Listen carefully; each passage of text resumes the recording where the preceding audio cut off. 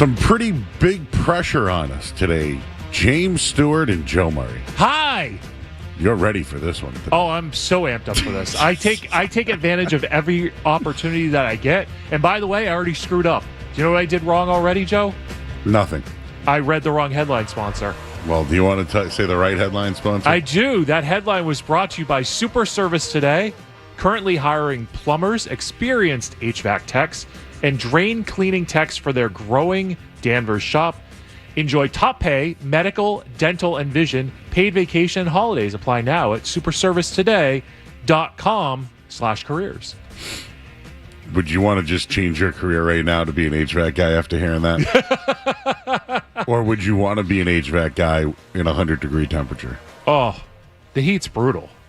It's not so much. It's more of like I walk outside. I'm like, ugh. I have to walk through this. Like it's disgusting out. And I'm usually up early in the morning. I'm usually up at 5 a.m. every day, and to walk out at 4:30 this morning and be like, ugh. Like usually there's like a little bit of like a morning breeze or some sort of like comforting thing, and then it No, it was just like go to the car and like, ugh, can't wait to crank that air conditioner on. Oh, it was beautiful cranking the AC on this morning. We're in for the guys. Ryan Garvin is here as well. Yeah, UFC Ryan. Yeah. Oh, we're going to do that? I'm getting monikers and nicknames. It is 6:05. Usually on a holiday or off day and Ryan's in at 6 a.m., I'm always expecting, good morning, party people. Oh, yeah. From Kendra. I heard No, we're off tomorrow. I heard you guys sat last Saturday. And I heard a lot of slay. I heard, that slays. And you guys talk about soccer. Yes. I heard that. I watched last night. They had the Swiss last night. You watched that game? That was the late game. Ryan, I have watched every single I think I've watched every single World Cup game. Even the ones that are on at the same time? Yeah, especially when they're on while I'm on at night. I like to watch those ones. But I've noticed a common theme.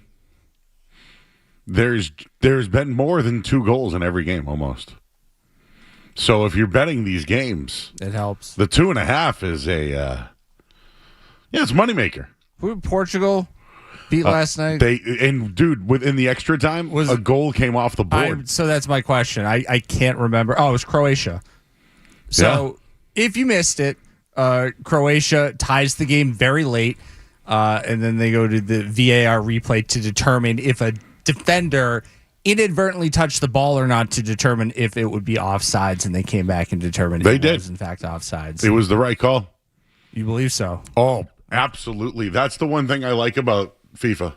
I don't like the water breaks, though. The hydration breaks. You got to get sponsorships in there, brother. That is true. We got to make money. That is true. Brought to you by Liquid Death. Yeah. I've never had water in a can for $5. I've never had it. I've only had it twice, and that's because there was an event that I was at, and that's all they had for a water. Yeah, and it's like, okay, like it's cold water in a can. Neat. Did you go to the Camping World Stadium WrestleMania in Orlando? Yes, that would have been 33. That was the Great Hardy return. That was Roman Reigns retiring the Undertaker at the time. Yeah. Yes, you know exactly the yeah, we left that building at like 12:14, 12:33, something like that. It was a hot night. Oh, it was, and they ran out of water. That place was a dump. That place sucked. Yeah. That might have been the worst. The WrestleMania was great. Worst stadium I've been to. And I'm not like too picky about that stuff. That place sucked. Yeah, that was a pretty bad stadium. It was outdated. I wonder why they ran that particular building. Maybe it was cheap. This was still the Vince era, right? That could be true.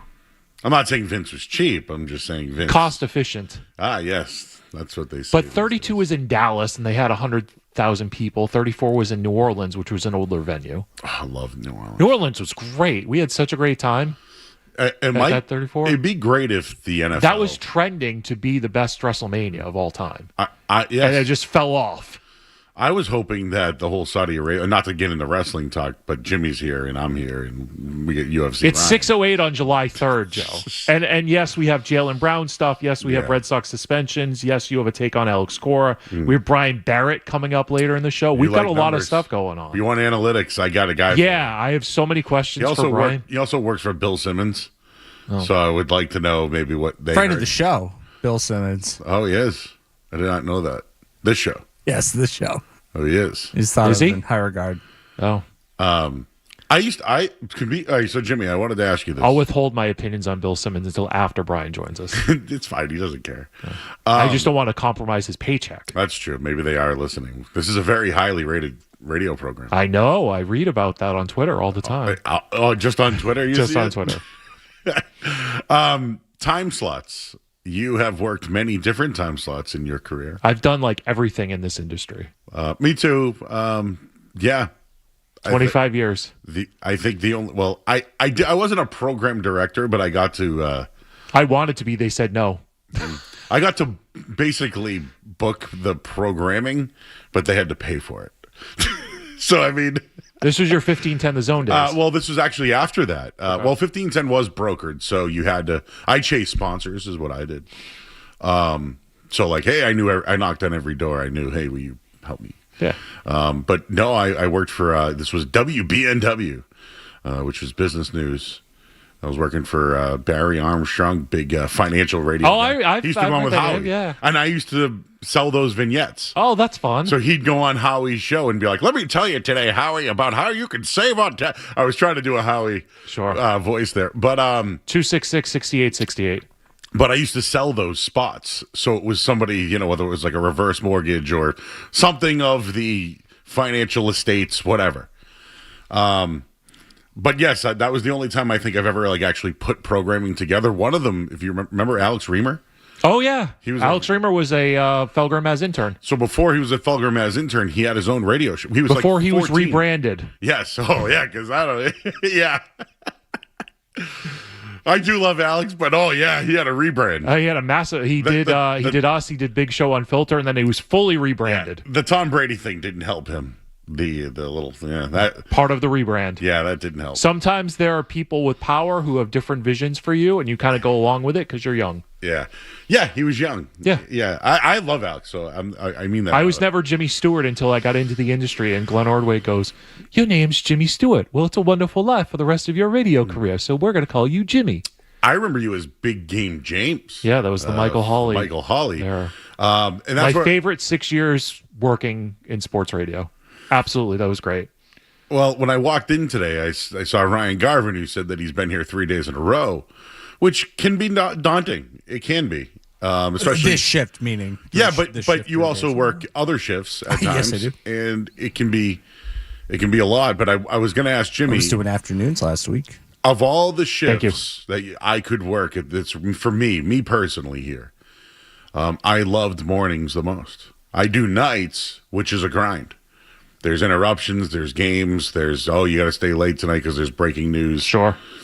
You're the guy at the end of the night. And they don't leave food for you. Sometimes you guys save it for me though. I do like that. That's teamwork right there. Oh, I worked the night shift when I was producing Sarandis' show way back in the early 2000s, and my biggest gripe with that show is how unprepared Teddy would come in after a Red Sox game. It's like the Red Sox just blow a lead, and he walks in. It's like, can you print out the box score so I can read what happens? It's like, you have one job here. You have an hour post-game show. Could you actually watch the bleeping game? That's the one thing I like about doing nights here is I watch the games all night. Thank God and then while we all watch them together and we react live and then we take notes like, all right, Celtics lose a playoff game in 2002 and Sarandis is like, replay the first segment with Tim Welsh. That was at Daniel Paillet. Oh yeah. And that's the fun. Yeah, that was I had just gotten here and Teddy was doing weekends. And I was listening, and I was like, "Oh, I have to do this." And then we did it for like Final Word on Felger and Maz on Monday, and it was disciplined for we don't make fun of other talent here. Like it's ridiculous, it's dumb, it's stupid, it's crazy. You have a rant like that, or you mispronounce line names like Brad Marchand at center. Like, how do I not poke fun at that? Like, sorry, like that's sports radio, brother. It is. But Oh yeah, I mean, and again, sometimes there's things that happen live. We react to it. You guys play it. I Of love course. that. I love that stuff. we're all entertainers, Joe. It's not that serious. Like there are people in this industry who just want to come on and be like, "Oh, I'm going to change the world, and I'm going to do sports radio the right way, and I'm going to raise the bar." Like, no, like just come in and have fun, talk sports, and go home, and hope your check clears every 2 weeks. So I love that you said that, because it is tough to. The Sports Hub is one of those, Jimmy. I've worked at every defunct station. I've worked at 15, 10, 8, 9. So you're the Undertaker. You bury them all alive. Well, I'm not. No, I'm not Adam 12. Sorry, Adam, wherever he is. That's out of love too. All right. I only bust balls. Oh, they moved 12 down the hall, didn't they? Oh, that's right. I looked for him, but I didn't see it. Ooh. I think they're off today. Oh, they're off. Okay. I think. I don't know. I have not. Oh, seen look at another 12. He Sullivan gets building. 12 gets a new gig, and he's already taken a day off. How about that? But I only bust people's balls. I like 12. Like if I don't like you, I generally don't talk about you.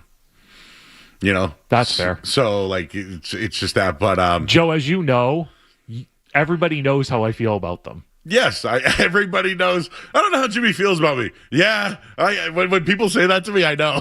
Yep. I know. That's one of my either character flaws or greatest accomplishments is that, like, if I like you, you know I like you, and if I don't like you, you know I don't like you. Well, what I was gonna say is when I came here, dude, this place was. I was here a little before you, so it was very. This is our time slot. We're trying to beat the competitor. Sure. So for me, like, I just had to do a weekend show and not screw up. And it's hard because you know sports, but you're still not connecting with the audience. Right. So it took me one day. What happened, to tell you the truth, was Adam Kaufman was here one day, and I was going to be late for a shift, but I got a flat tire on the way in. I tell everybody. I'm the sure story. Kaufman took that. So well. he wanted. I love Adam, but You're wanted the one. He wanted to stay. There you go, right there. He wanted to stay because I was going to be late. Yeah. And I was like, I can't let Kaufman stay for my shift.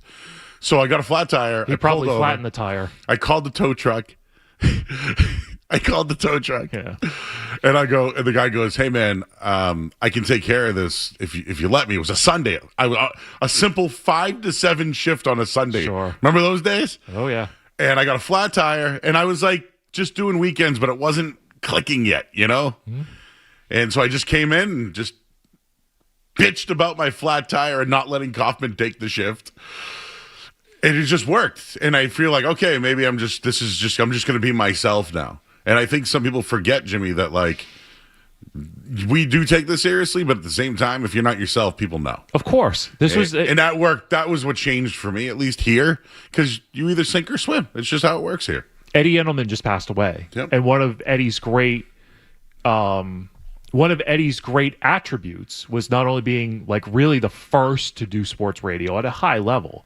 He also had this idea of like, let's have fun. Let's put the fun in sports radio. It's not somebody just coming up here and like reading a box score. Cause like there's value in that, but it's like the entertainment, like sports entertainment, right? Like as wrestling people, it's like, yeah, that's sport and it's entertainment. That's what we're supposed to do. I mean, to a degree, Joe, we're all carnies. Yeah. Like some are more carny than others. Oh, I love cutting promos on the air. Yeah. But it's like the audience knows when we're being authentic and when we're putting on a show. And I would rather be authentic and entertain than just put on a show just to engage people on the air. Now on Twitter, different story. I'm more than happy to engagement farm or rage bait you or anything like that on Twitter, but on the air, no. Well, maybe not. This was a long way of saying we've been around for a long time. I know that you've had 25 years, brother. Yeah, I'm 45. I got more years behind me than in front of me. And that's okay. I'm hoping the opposite. Like I'd like doing nights and it's fun and having your own thing, but I'm the Joe Murray Media Mafia is growing, baby. Yeah. And but there was a long way of me saying it's hot as balls outside. I love doing mornings. It's so hot. Mornings is my favorite shift. Oh, interesting. When I do 10 to 2, bro. Yeah. that means I have to leave by 8:00 Yeah. or 7:45, or I'm doomed. Then you don't get home till like 3:30. That's a 7:30 to 3:30 day in the radio business. Out. So you watched that late game. Yeah. You watched yeah. the whole thing. Yes. So it was probably done it started, I think, at 11. And one of the several times I woke up last night, game was in different phases, but it probably ended at like 1 o'clock. It did, yes. you went to sleep I did not then. work night last night, so they gave me that's right. Barbecue technically I got the day off. I requested to work with you. Thank you. And they gave because I requested have to not work with you. How does this happen? but I can't work nights and the morning. Well, So you the- could. It's just No, it's a I'm not sleep doing thing. that. Yeah, Well, let's want to put me in the. I'll take the Marriott next door. it's a nice Marriott. They got a great The restaurant Marriott. is good. Oh, I love that. They got a nice pool there too. Yep. Excellent place. Great little breakfast as well, continental breakfast. But yes, so I did the Nesson show and I watched soccer all night, napping here and there. You know? Sure. But I love mornings. Is my whole story is I love mornings. Midday stinks, and the only thing that about the Felger and Maz show is when does that email go out? Oh, it's out by 6 a.m. Because I'm up at 5. I wake up at 5 just about every day, and I send the email out at 6 because Maz is usually up. Felger might be up. Like, get it out, get it going, start the chain, see where it goes, and then I'm in the office around like 10, 10:30, 11. Every day, that's my day. And there are some days where like Felger or Maz might be on the course. Oh yeah, and you'll wake up to a 3 a.m. email being like, "Hey, we're golfing today. Yeah. like this is where we'll start." I got one And at then midnight they'll- last week. Yeah, that's But whenever I've worked that's the the shift, show because we're obsessed with making sure that we're prepared for it. Yeah. I know that Reddit and Twitter, they're like, "Oh, you're so unprepared, you're lazy." Like, no, we put the work in, and thank you for Literally the listening. opposite. And it's, I tell everybody that I'm not trying to kiss Felger's ass, but name a guy who works harder than him. I mean, as far as preparing, analyzing takes, listening to other shows all day, watching national programs. I don't know.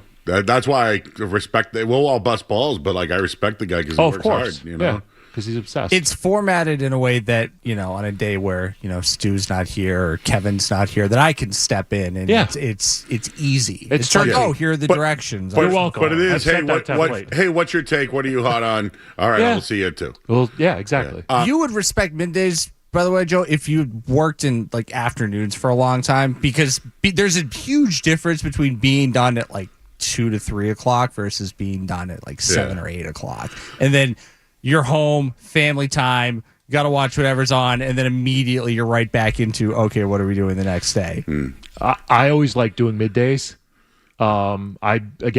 The 6 years of Dale and Holly, my favorite time in the industry. I'd be in the office at 7.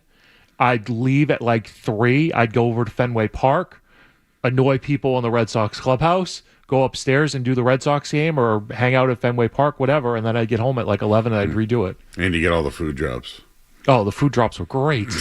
There was a place, it was a wing place in Brighton, and he's going to be upset with me. Wyeth used to run it, Wing and I It? can't think. Wing It was It? not Wing It.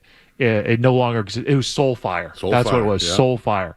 They had great wings. Like ribs were amazing. Unfortunately, it doesn't exist anymore, but it was like the spot. And he was a big listener to the station. Now he's moved on to a different self business, but great guy, and great food. He figured out the barbecue recipe, Joe. He had a bad spot and some other things going on in his life and couldn't hold it. But Well, I like barbecue. yeah, I do too. Not for breakfast though. Wow, it's 6:22. Yeah, just remember, Joe Clark. you're on the I just looked up at the clock. I'm like 6:20. What are we doing here? Just We got another this 15 is minutes of this this. Come is on. the Andy Reid clock. I should have worn my Hawaiian. Where's the Cheesecake Factory on you? Usually in this segment they talk about nothing, so I figured we'd. Oh, perfect. Hey, what is your favorite time slot? Middays. Middays. I love middays because, well, at the time I was in my 20s, so my life was a lot different. I didn't have as much responsibility. My responsibility was getting to the office and getting home. Like that was everything else it was work. And is there a Red Sox game I can go to at Fenway Park tonight? Or is there a Celtics game that I can go to or a Bruins game or something like that? Life's a little different now. I love mornings. You get It's middays. the whole rest of the day, baby. Now, middays is the right answer. Yeah. All right. But hey, this is fun too. We're here, guys. We're here together. 4th of July Eve. There is we will take phone calls today. Yeah. Let's talk to the people of Boston. 779-0985. Anything, whatever. It's July 3rd.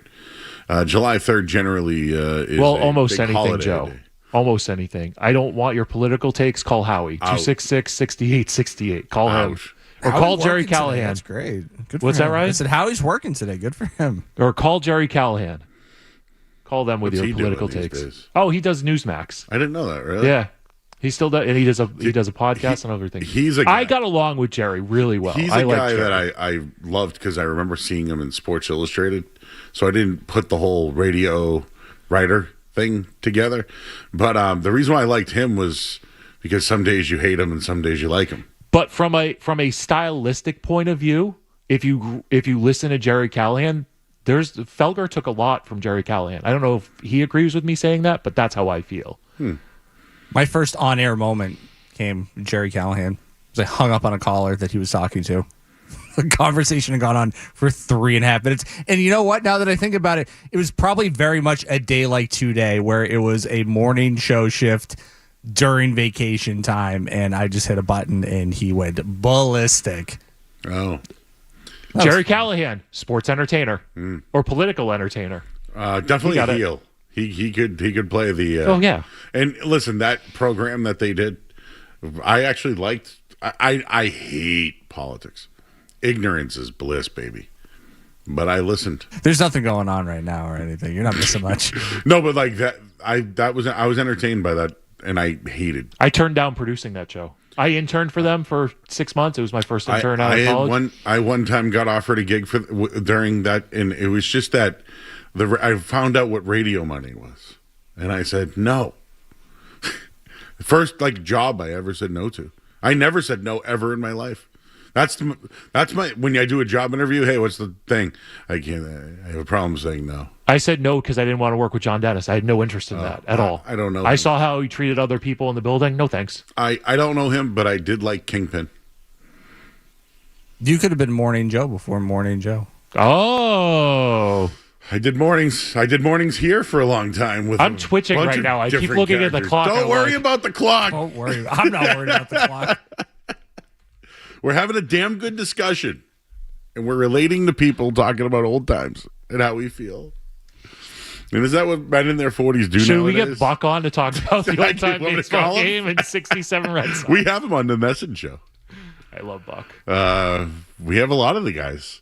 Shaughnessy was the best, though. I asked him if he talked to the owner recently of the Red Sox. It is nice that Dan always kind of pops up again there. You know that there's something big happening in Boston sports when Dan starts doing Did you see what press conferences. Did you see what he compared the Brown trade to? To VHS versus VHS tapes. I know you got many of those wrestling VHS tapes. Oh, I do. I still have VHS tapes and DVDs. Some guy goes, wrestling talk. I'm out. Dude, we did that a while ago. Yeah. By the way, 24 minutes ago. Speaking of this, since we're doing everything, Jay Stu is selling a lot of his wrestling memorabilia. So if you're interested, hit me up. I might have a belt or an 8x10 or a Funko Pop that you're interested in. I got some good stuff, Joe. All right, you have some excellent stuff. We moved on from a Hulk Hogan signed belt. Yeah. That a man from Pennsylvania goes, oh, I got guys who like this. And I said, take it. And I have Jay Stu's Funko Pops in my car. Yeah. Technically, they're not in my car anymore. They're in my whatever you call it unit. Hopefully, climate controlled. They're not melting you in worry your about car. those melting in your car? I took everything out. Good. Because the cards are worth money, and I don't want to. Yeah, melt them. Have any of that. Hey, what happened last night, guys? We'll do that next. Jay Stu's here. I'm Joe Murray. Ryan Garvin's behind the board, and well, we can. Am I doing an update now because No. it's 6:20? No. No. What am I doing? No, We're just going to go to break. We're just going. we're gonna break. do another segment, I'm so lost. and then on when the this clock. segment ends, I'm like you're gonna twitching. do the headline. I okay. So not this break, but next break. Yeah, not It's now. my producer instinct. Next break. Okay, all right, because it's 6:28, Joe. All right, we'll call. What us. are you doing here? It's early. Show clock. Yes, is that what I call it? again, the Andy Reid College of Clock Management. Cool. Everybody else here. Does this calls mean it you're the going to Joe throw clock. up? The Joe Clock. No. What, do you feel like you're going in a circle? I'm in the cul-de-sac. See, the cul-de-sac's Felger. I'm sorry. I hate the cul-de-sac because it's him. He doesn't get it. We got to go to break. Stu's here. I'm Joe Marinetti at 5 The Sports Hub. Stay tuned for more Toucher and Hardy on the Sports Hub. Ticks on the dog, mosquitoes in your face.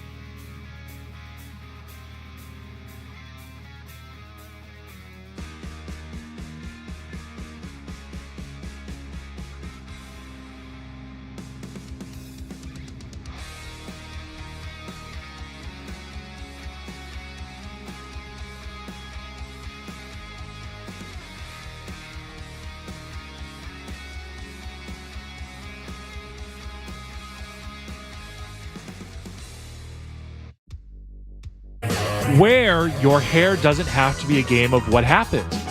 So change your lettuce, Dennis Eckersley, and change your life with Dr. Matthew Lepresi at 1-800-GET-HAIR.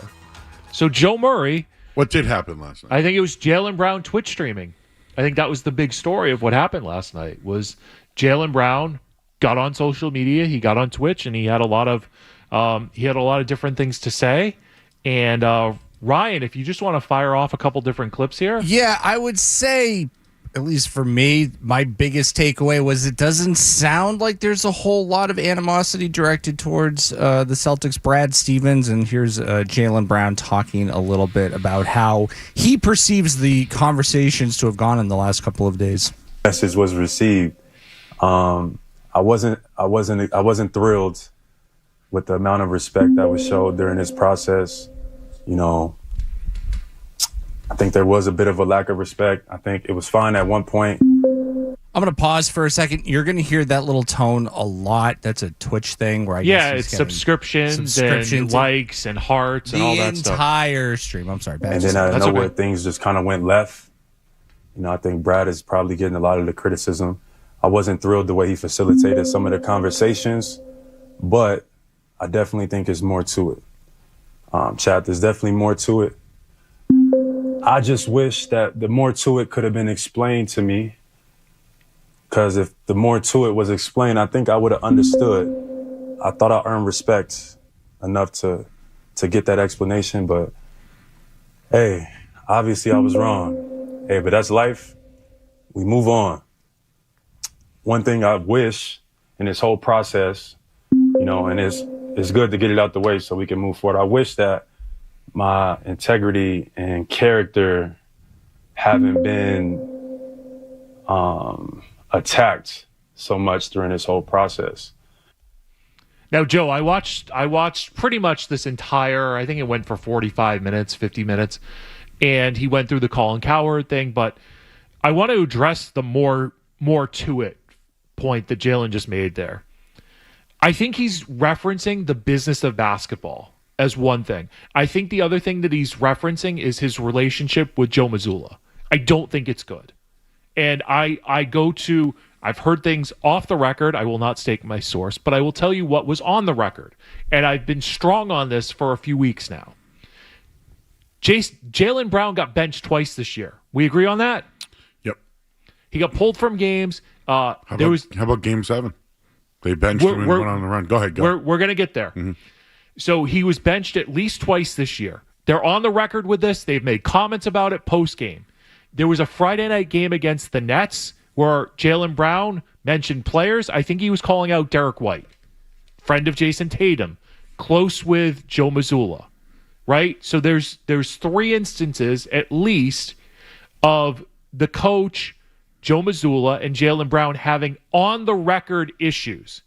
Then fast forward to, and after that Nets game, I think their play style adjusted to more of how Jaylen Brown plays than how Jason Tatum plays. Because I think for the first, 20 games of the year, Jaylen Brown was trying to facilitate a Jason Tatum system, and that just was not to his strength. So now fast forward to Game 7, and Jaylen Brown on the record says, I didn't know Tatum was playing until 45 minutes before the game. That is unacceptable. Somebody, whether it's Joe, and I would prefer it to be Joe, or one of his staff members, somebody has to communicate to Jaylen Brown before 45 minutes of tip-off that, hey, Jason Tatum, who you've been playing with the previous 6 games in the series and since March, whatever, is not playing tonight. And here's your starting lineup. Are you okay with Ron Harper Jr. in your starting lineup? Communicate to the guy who finished 6th in MVP voting and should have finished 4th because Cade Cunningham and Wemby didn't meet the requirements for games played. He should have been an all-NBA first team. But the analytics say he weren't, and that's a whole nother discussion that we'll go to later. We'll dig on that one. But those are on-the-record examples of him and the coach having issues. So do I think there were more issues between Jaylen Brown and Joe Mazzulla? Yes. Mm-hmm. Can I detail those? I'm happy to, but I want your reaction to all of them. So 2 things. Fully 100% agree that when Jaylen Brown called out the team this year, remember he called them out? It was a Friday night game after a loss to the Nets. Yep, and Did you notice what happened after that? They started playing a different style, and it with more pace. And it benefited Jaylen Brown. Yes. So as people who do shows every single day, that changed the season. Yep. That was a turning. 100%.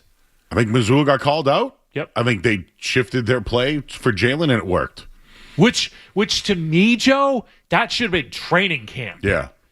Jaylen, you're the number one on this team. Let's adapt to you. It seems so simple in philosophy, but I guess after that start, and I could look up what the start was, but it was frustrating. Simons got benched. Where was the Anthony Simons for 6-man thing once he left? Side topic. But once they adapted to what Jaylen Brown does best, away they went. And everything was happy. And yes. And it was this and that. Then Jason Tatum came back. And at the first handful of games, Joe, when he was the second to Jaylen Brown, it worked. It was pretty smooth. They were still trying to adjust with Peyton Pritchard back on the bench and Vucci being at it and all this stuff. It seemed smooth. And then as time went on, it became Jason Tatum's team again. Mm-hmm. And there's the conflict. Yes. And Ramona Shelbourne last night. Let's play it. Why not, Ryan?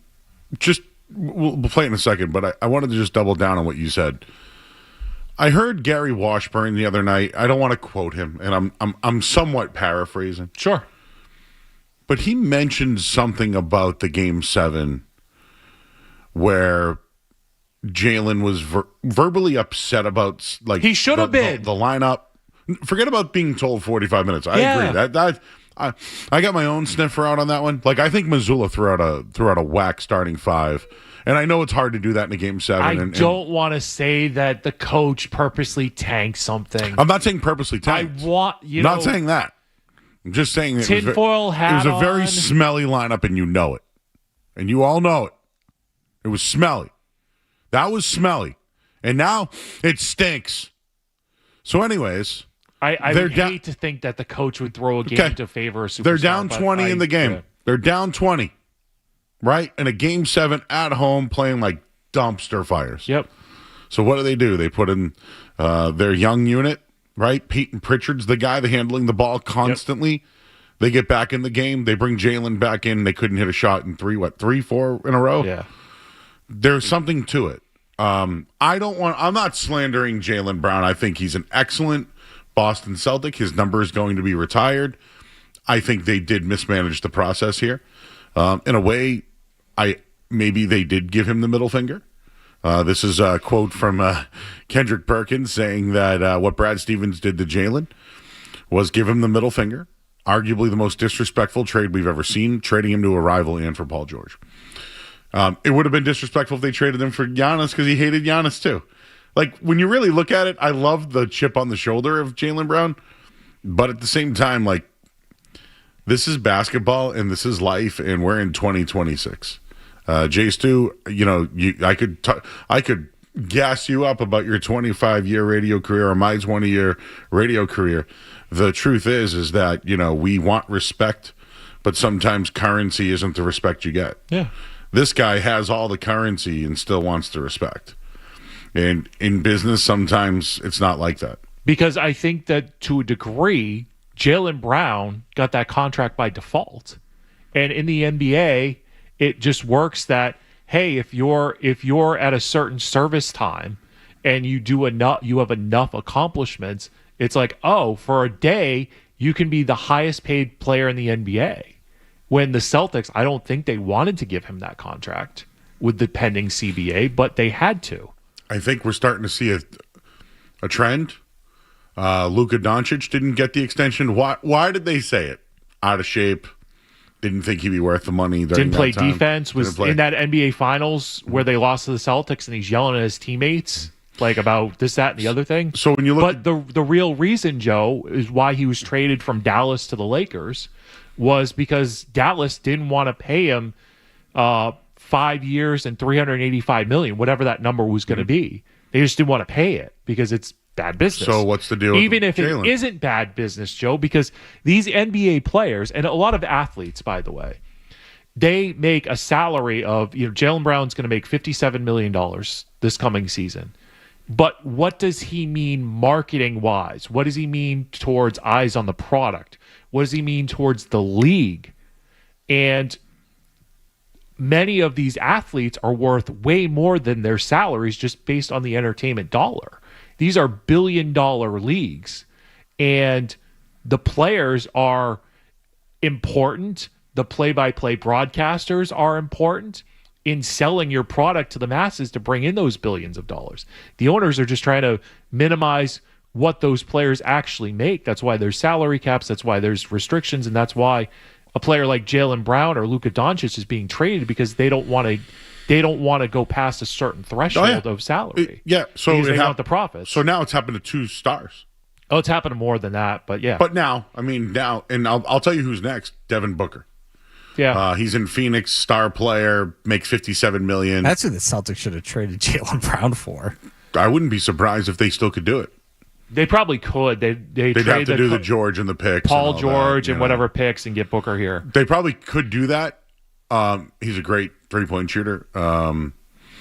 But if they are, if part of this deal was Paul George has 1 year less on his contract at $57 million, and we're going to try to find a way for him not to pick up that player option next year, then your Jaylen Brown 57, 60, 63, whatever those numbers, just turns into Paul George 57 million. And then you're free, and then you can just put pieces around Jason Tatum. This is the James Harden example, right? And I know people are mad, and yes, I know Jason Tatum's a better player all around than James Harden was, but when James Harden was with the Rockets, they just brought in shooters around him. They brought in these corner 3 shooters, and it was James Harden, pound the basketball, let him read the defense. Yep. And, okay, hopefully this person is open, and James Harden reads it, and the person is actually open for the corner 3, and he hits it. That was the whole. And if not, Harden's going to step back, hit a 3, or drive to the lane. What happened in the playoffs? Easy adjustments. It didn't work. It didn't work. Easy adjustments. That's why, you need balance in your offense. Mm-hmm. We'll talk about this. I got a lot of thoughts on this, Jimmy, and I do want to get into that Havers Pro. There's a lot there. Oh, the great tease that I would do is, people with the Celtics apparently think Peyton Pritchard is going to be Jalen Brunson. I can back it up a little bit. Okay. I wouldn't go Brunson, but I can give you some isolation numbers that I think. I don't know. In Game 7, I saw it with my own eyes. So hit the headline here. Okay. Do the headline, and then we'll play that Ramona Shelbourne piece. And there is one more Jaylen Brown thing that there's a swear in it though, Ryan. So you got to watch out for that one. Yeah, I think I'm on top. All right, I know, not a lot of REM sleep the last couple of days. Yeah, I'm the skeleton crew that's asking the help today to fix that. It's true. I've seen your help. Yeah. I've seen your help. Wow. You can wrangle up one of those minions to come in here and screen pause for me. Don't worry, Joe. You're the big time. How dare you slander his team? Whoa. The Joe Murray Media Mafia is not happy about that one. Oh, wow. The Joe Murray Media Mafia knows I'm just messing with him. I know. I just made that all up, too. Jay Stu will have your Sports Hub headlines now. Sports Hub headlines.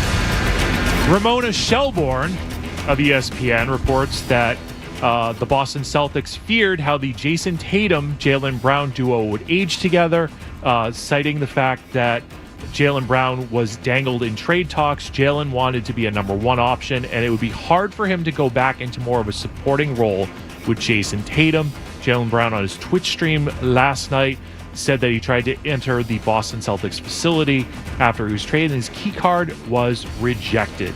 Other NBA news includes ESPN reporting that the 76ers are in chats with LeBron James for him to join with Jaylen Brown and Anthony Simons, former Celtic who signed with the 76ers last year.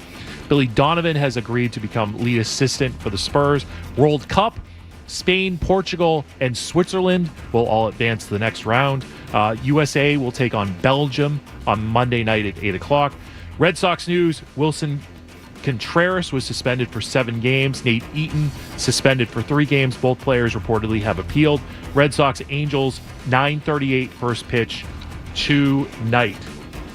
Sports Hub headlines are brought to you by Valvoline Instant Oil Change. Enjoy quick and convenient vehicle maintenance this month. Visit NewEnglandOilChange.com for 15% off your drive-through oil change at Valvoline Instant Oil Change, the official oil change of busy people. I'm Jay Stu, and your next headline.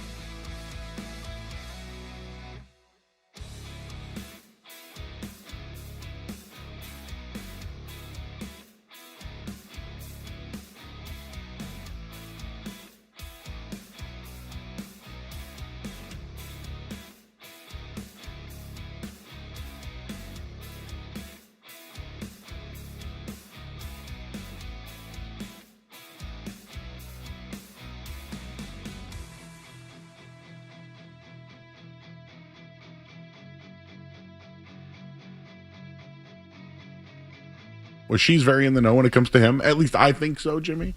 So let's hear what Ramona Shelbourne had to say last night regarding the reason why the Celtics may have moved on from Jaylen Brown. I think this was a hard choice for the Celtics this week because clearly this is not the return you want to get for a player of Jaylen Brown's caliber.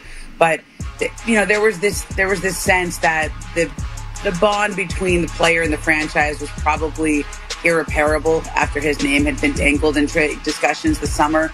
And the reasons why it was dangled are many, right? But one of them was they felt after the season he wanted to be the number one option, and it would be hard for him to go back into more of a supporting role with Jason Tatum. They worried about how their offense would age together with the sort of you take the ball, I take the ball that had worked before. They'd won a title that way, but how would that age? And then there was this decision about the contract extension that was coming up later this summer. If you give him a 2-year extension where he's making almost $70 million a year, what does that do to your roster construction? And so the uncomfortable feelings, they didn't have the offers that they wanted. Philadelphia was really kind of the last team hanging in there with an offer that they wanted that they thought was okay, is what got Boston to do the deal. Plus, why do it now versus a few months from now? Jaylen Brown likes to go on Twitch and he likes to go and say what he thinks. And I think the uncomfortableness was going to continue, whether or not he demanded a trade or just kept talking about this situation. You believe it? That's a report. I think Jaylen Brown could have worked within any system. He's going to Philadelphia, and he's the third option there behind Maxey and Embiid.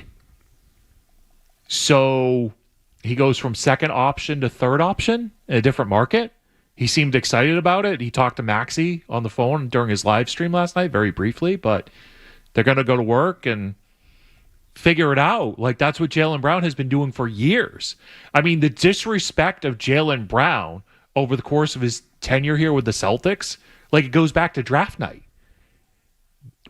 I'm in the building, and Wick announced, I'm standing right there, like, right at the podium that Wick is making the announcement to everybody in TD Garden, and Jaylen Brown's name gets announced, it gets booed because I think everybody wanted Jimmy Butler. Like, that was the night. Chris Dunn, one of those guys? That was the Chris Dunn. Yeah, it was Chris Dunn. No, Jimmy, I wanted Dragon Bender. They wanted to trade Jaylen for Jimmy, right? At one point. So I'll give you the standby because I have this. This was one of my. I have a handful of tweets. While you're thinking of that, I just wanted to bring up. There was one other. Basically, I brought this up. Did they want to acquire Giannis or get rid of Jaylen? They wanted to acquire Giannis. They wanted to acquire, but in the end, they wanted to move on from Jaylen Brown. And I'm almost wondering if they should have had that conversation with him. Hey,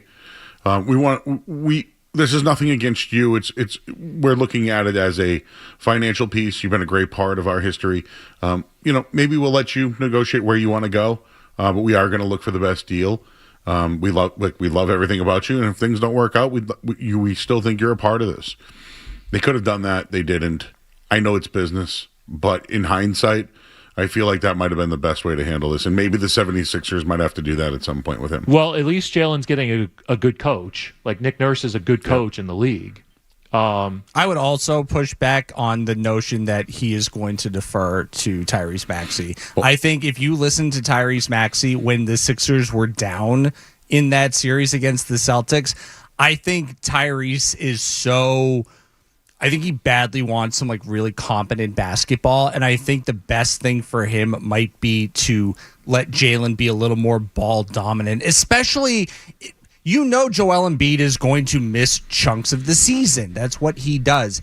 Then at that point, maybe their offense changes a little bit, but kind of the read I get from Tyrese Maxey is that he's getting help. And I think Tyrese Maxey is at a point in his career where it's like, all right, I'm starting to get some accolades, but I want to win. We beat the Celtics. Nobody thought we were going to beat the Celtics, only for us to get absolutely pulverized by the New York Knicks. I wouldn't necessarily buy the idea that Jaylen is going to be the third option on that team. But there is a conversation to be had that he might be the third option there. Maxey's the one, Embiid when he's healthy, and then who is it that they almost got? VJ. Well, they got VJ Edgecombe. Yeah, that was the other one. So, like, maybe he's the fourth option there. I don't think it's going to end up that way. They're going to have to share a basketball. There's an argument. And if LeBron goes there, which there's reporting that LeBron is now interested in the 76ers, like, then he's the fifth option. What was that Jimmy Butler thing again? So, June 23rd, 2026, I tweeted, I believe, and I said this tweet got me a lot of heat from a lot of people because apparently radio producers who are on site are not allowed to report things. Oh. To which I always say to people, go to the security camera of the TD Garden that night and watch me walk around the building, and there's who you'll find out who I talked to, because they told me live and in person there. But what I tweeted was, I believe the Bulls' ask price to the Celtics for Jimmy Butler was the number 3 pick, which turned out to be Jaylen Brown, the number 16 pick, the number 23 pick, next year's Brooklyn pick, which was going to be Jason Tatum, or it would have been Markelle Fultz or whatever, Marcus Smart, Avery Bradley, and Jay Crowder. Now, looking back, you don't do that deal.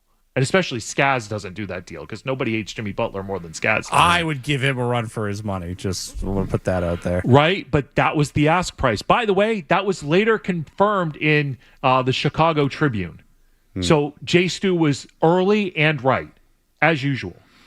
So Jaylen Brown was booed because everybody wanted Jimmy Butler that night. Got it. So the pick would have been for Jimmy Butler. The pick would have been for Jimmy Butler. But one of the things that I remember being told in real time, and I don't know if it's been reported elsewhere, was the room was divided on who the Celtics should draft, whether it be Jamal Murray, Dragon Bender, Buddy Hield. And Danny Ainge was the one who was advocating for Jaylen Brown.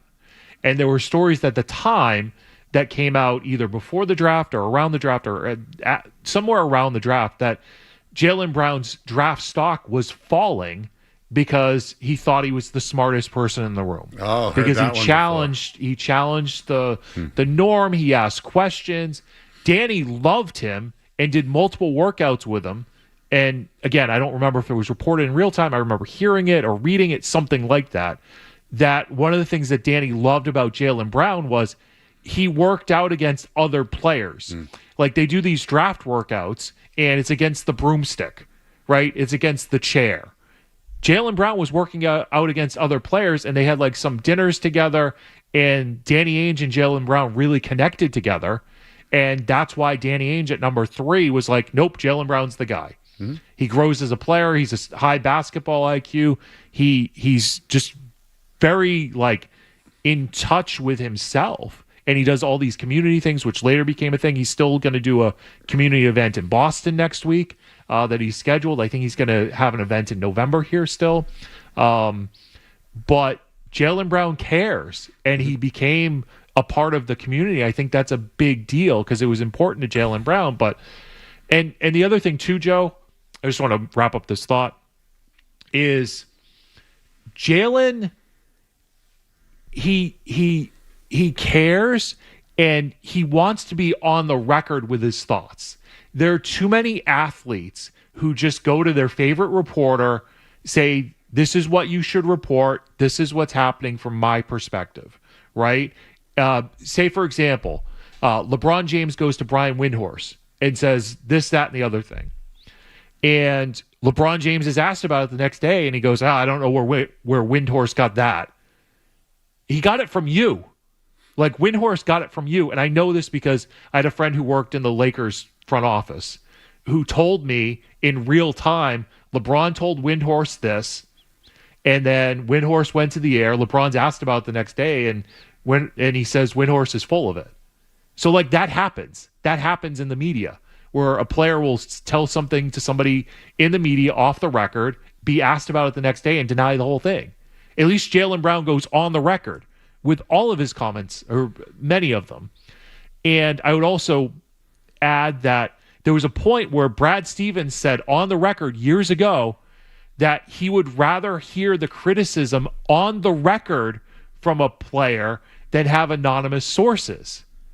So is that different now? Has that changed? Is that one of the reasons? There was reporting that The Twitch stream was a problem. The reporting has sucked. And I want to get into that in a little bit. We have to break. What's this hour brought to us by, Jimmy? Who is our good friends? You'll hear about it in a few minutes. Okay, we'll get to that. We'll get back on clock.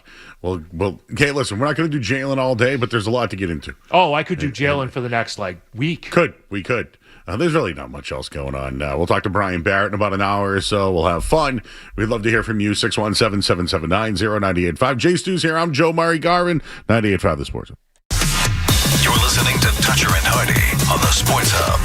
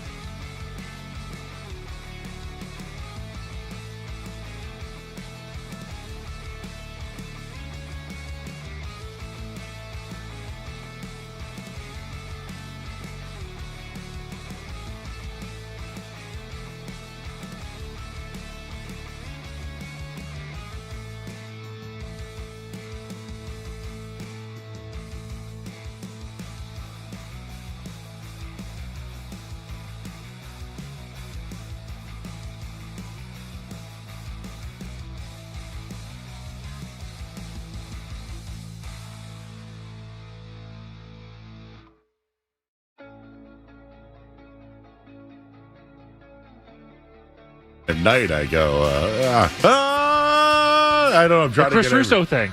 Oh, I didn't know he did that. Yeah, he used to do. And good morning, everybody. Oh, wow. I guess he did. So full transparency, I did not do it because of that. Maybe I am influenced. Maybe it was just that's what happened.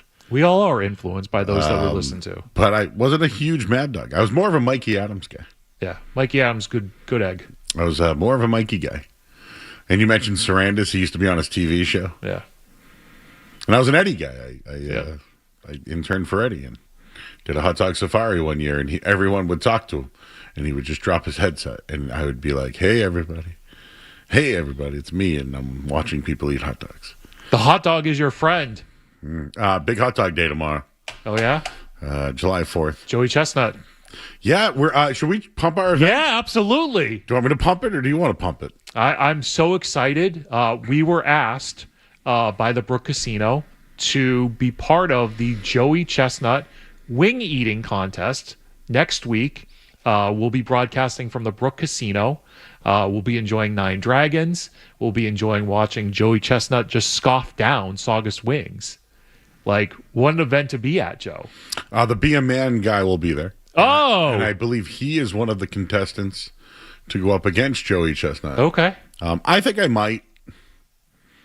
I mean, Tim McCone has. Are you participating in the wing eating? Well, so I don't know. Are we broadcasting it and doing live play-by-play? It depends. I was at. Oh my God! Look at him chomp down that wing. Look at him debone it. Look at where his tongue is. So, does George Shea go to those? No. So Rich reached out to me, and I tried to get Joey on today, but they said no shot. No, this is like a big training day. Well, they said no Wait, shot. today? I tried to get him on the show today. Oh. I said that to you this morning, but maybe I thought you meant that next week when we're there. No, when we're there, we're getting Joey on. Yeah, we should absolutely. Yeah, done. Consider it done. Oh, good. Well, you're going to get him anyways. Yeah, because I'm going to go back to my old school, like overly aggressive producing days, and just go up to him and be like, "Yo, come on our show." Saturday, July 11th, Brook Casino, right in front of Nine Dragons. Myself, Jay Stu, broadcasting live 2 to 5 p.m. There'll be a Saugus wing eating contest. And you can challenge Joey Chestnut. It's at the Brook Casino, Saturday, July 11th. Myself and Jay Stu will be there. And we're doing a live broadcast. Live broadcast. From the Jay casino. Stu out and amongst the people. I like this. That's... And just so you know, our friends over at Nine Dragons, they like to show us their entire menu. Oh, and what a menu it is, Joe. What a great menu. And the great thing about Nine Dragons is it's all cooked to order. So you put your order in, they're cooking it right there. The other thing I'd say is there are things on their menu that they're all Kowloon-inspired dishes, but there's things that they have like popcorn chicken. Yep. I have to go through my phone because I haven't been up there in a while and just go through. They have like a great lobster dish. Oh, yes. Yes, they do. The chicken fingers are great. They have a great like house rice that's amazing and got a whole bunch of fun stuff in it. I get the curry rice because it's fantastic. Let's take some calls, Jay Stu. Oh, Howard's please. in Randolph. Hi, Howard. Hi, Howard. Happy Pre-4th, guys. How you doing? Good, you? Yeah, enjoy the 4th, but don't drink the whole 5th. That's right. I have 2 points. Number one, as far as getting rid of Jalen Brown as fast as they did, I blame the ownership for the simple reason they knew about the max contract when they bought the team, and they know they have a limited revenue stream, and if they couldn't afford it, they shouldn't have made the deal. Number two, I blame a lot of this on Joe Mazzaro because he is an arrogant and stubborn coach. And the key with a coach is if it's not working the way you planned it, you make adjustments. And especially last year when they lost the first 2 games to the Knicks with a 20-point lead. Instead of, keep chucking up 3-pointers and letting the Knicks come back in the game, why didn't they just slow it down and go for the foul shots and take time off the clock? And that changed the whole series. Thanks, Howard. I think Joe Mazzulla is a good regular season coach. Like, he gets the young kids to play hard. I think tactically he hasn't shown that he's good. Especially when there are playoff adjustments. But I think Joe's a good coach, but I don't think he's a good playoff coach. Me either. He doesn't make enough adjustments. Yeah, I don't think he's seen enough. And I think he thinks of the game like a point guard. He played point guard at a high level. Played in Final Fours in the tournament. Good coach that he was coach, Bob Huggins.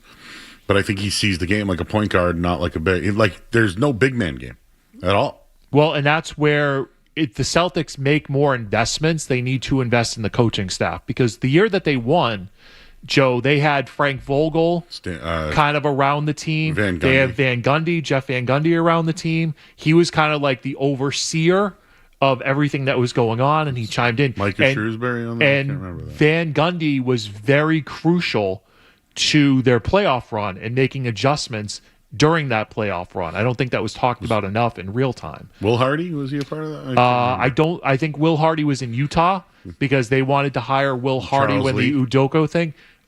Charles Lee, who ultimately went on to Charlotte, and is the coach there still currently. They had a playoff team last year. But they need to invest money in the coaching staff because Missoula needs help. I agree. They would do that at times in the NFL. They do that all the time. I think Thibodeau was around the Celtics this year. Oh, really? I didn't know that. That's a nugget I didn't know. So normally in these situations, Jace, if this was normal basketball, because we're not living in a normal basketball era anymore, you would move on from the coach. When you can't... we got 5 more years left in Missoula. Yeah. So I will say this. I do think that Jalen and Missoula probably didn't see eye to eye, but I don't think it would have been a reason why he can't come back. I think Brad Stevens in analytics really took over. We'll get into that shortly. Jalen's gone, everybody. It sucks. It was a bad trade. I still think they're going to be a top 3 to 5 seed next year. They're still favorites. One of the favorites to win in the East. We'll go over those odds later. Well, so this is my follow-up question, Joe, is that if the reporting out there by Ramona Shelbourne is that it was irreparable, right, between Tatum and Brown, which I think by proxy is Brown and Missoula, right? So was this Malcolm Brogdon level of irreparable, right? Yeah. Because remember, the reporting at the time, Malcolm Brogdon wins the Sixth Man of the Year award, and he gets traded. And you're like, oh, that's weird. Why did that happen? And Brogdon had his own little faction, and he questioned everything, and he was annoying to his teammates, the coaches, all that stuff. Did we reach that level with Jaylen Brown? Yeah. Jalen also said he heard from a lot of the youngins on the Celtics, so maybe he was, I don't want to call it a poison, but was his voice in the room. There was something, just to jump in on that I found very interesting, that I admit I did not give enough credit when other people were saying it at the time, which was the chemistry with Jaylen Brown and his teammates. And I think a lot of people were listening to hear, like, what kind, is he going to mention any of these Celtics? And he did talk about Brad, but he mentioned, Joe, as you said, he mentioned some of the young guys. He mentioned Luka Garza and Neemias Queta by name as guys that reached out to him after he left. But the interesting part was a little bit later on when he called both VJ Edgecombe and Tyrese Maxey. And whoever his friend was that showed up a little bit later, he's like, what have you been up to? And Jalen's like, oh, I was streaming, talk to VJ, talk to Max. And he's like, oh, they answered? He's like, yeah, they answered. He's like, yeah, let's go. And I'm like, oh, that is interesting, because I never put a lot of stock into the whole idea that Jalen wasn't really gelling with his teammates that much, but to make such a big deal over that these guys actually answered their phone for you when you called them randomly leads me to believe that the people talking about his other teammates maybe not being readily available for him when he was reaching out, I think there might be more to that than I was willing to give it credit. Well, I've heard that Peyton Pritchard and Sam Hauser are both very upset about Jaylen Brown being traded and how people went about it. I think there are going to be teammates that are like, what the hell are we doing? I also think that there are going to be some people in that building that are like, this had to happen. Listen, a couple of things that I wanted to really state as someone who covers the Celtics, or you're a Celtics fan. There's some loyalty questions within the organization from dating back maybe the last 10 years. The Isaiah Thomas thing, they used him.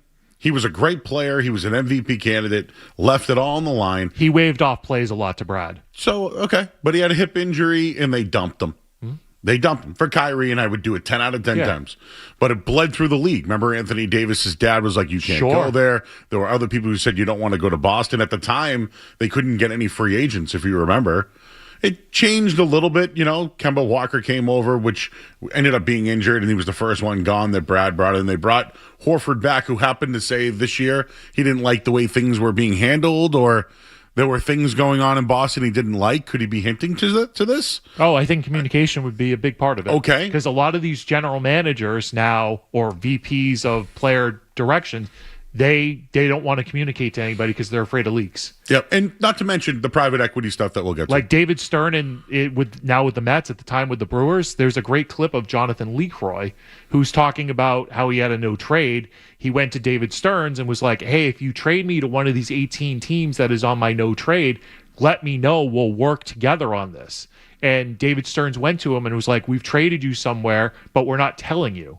He goes out in the hallway. He asks around of the two teams that could have been in on him. They weren't. He finds out 10 minutes later through the media that he's been traded from Milwaukee to Cleveland. And he's like, I could reject this.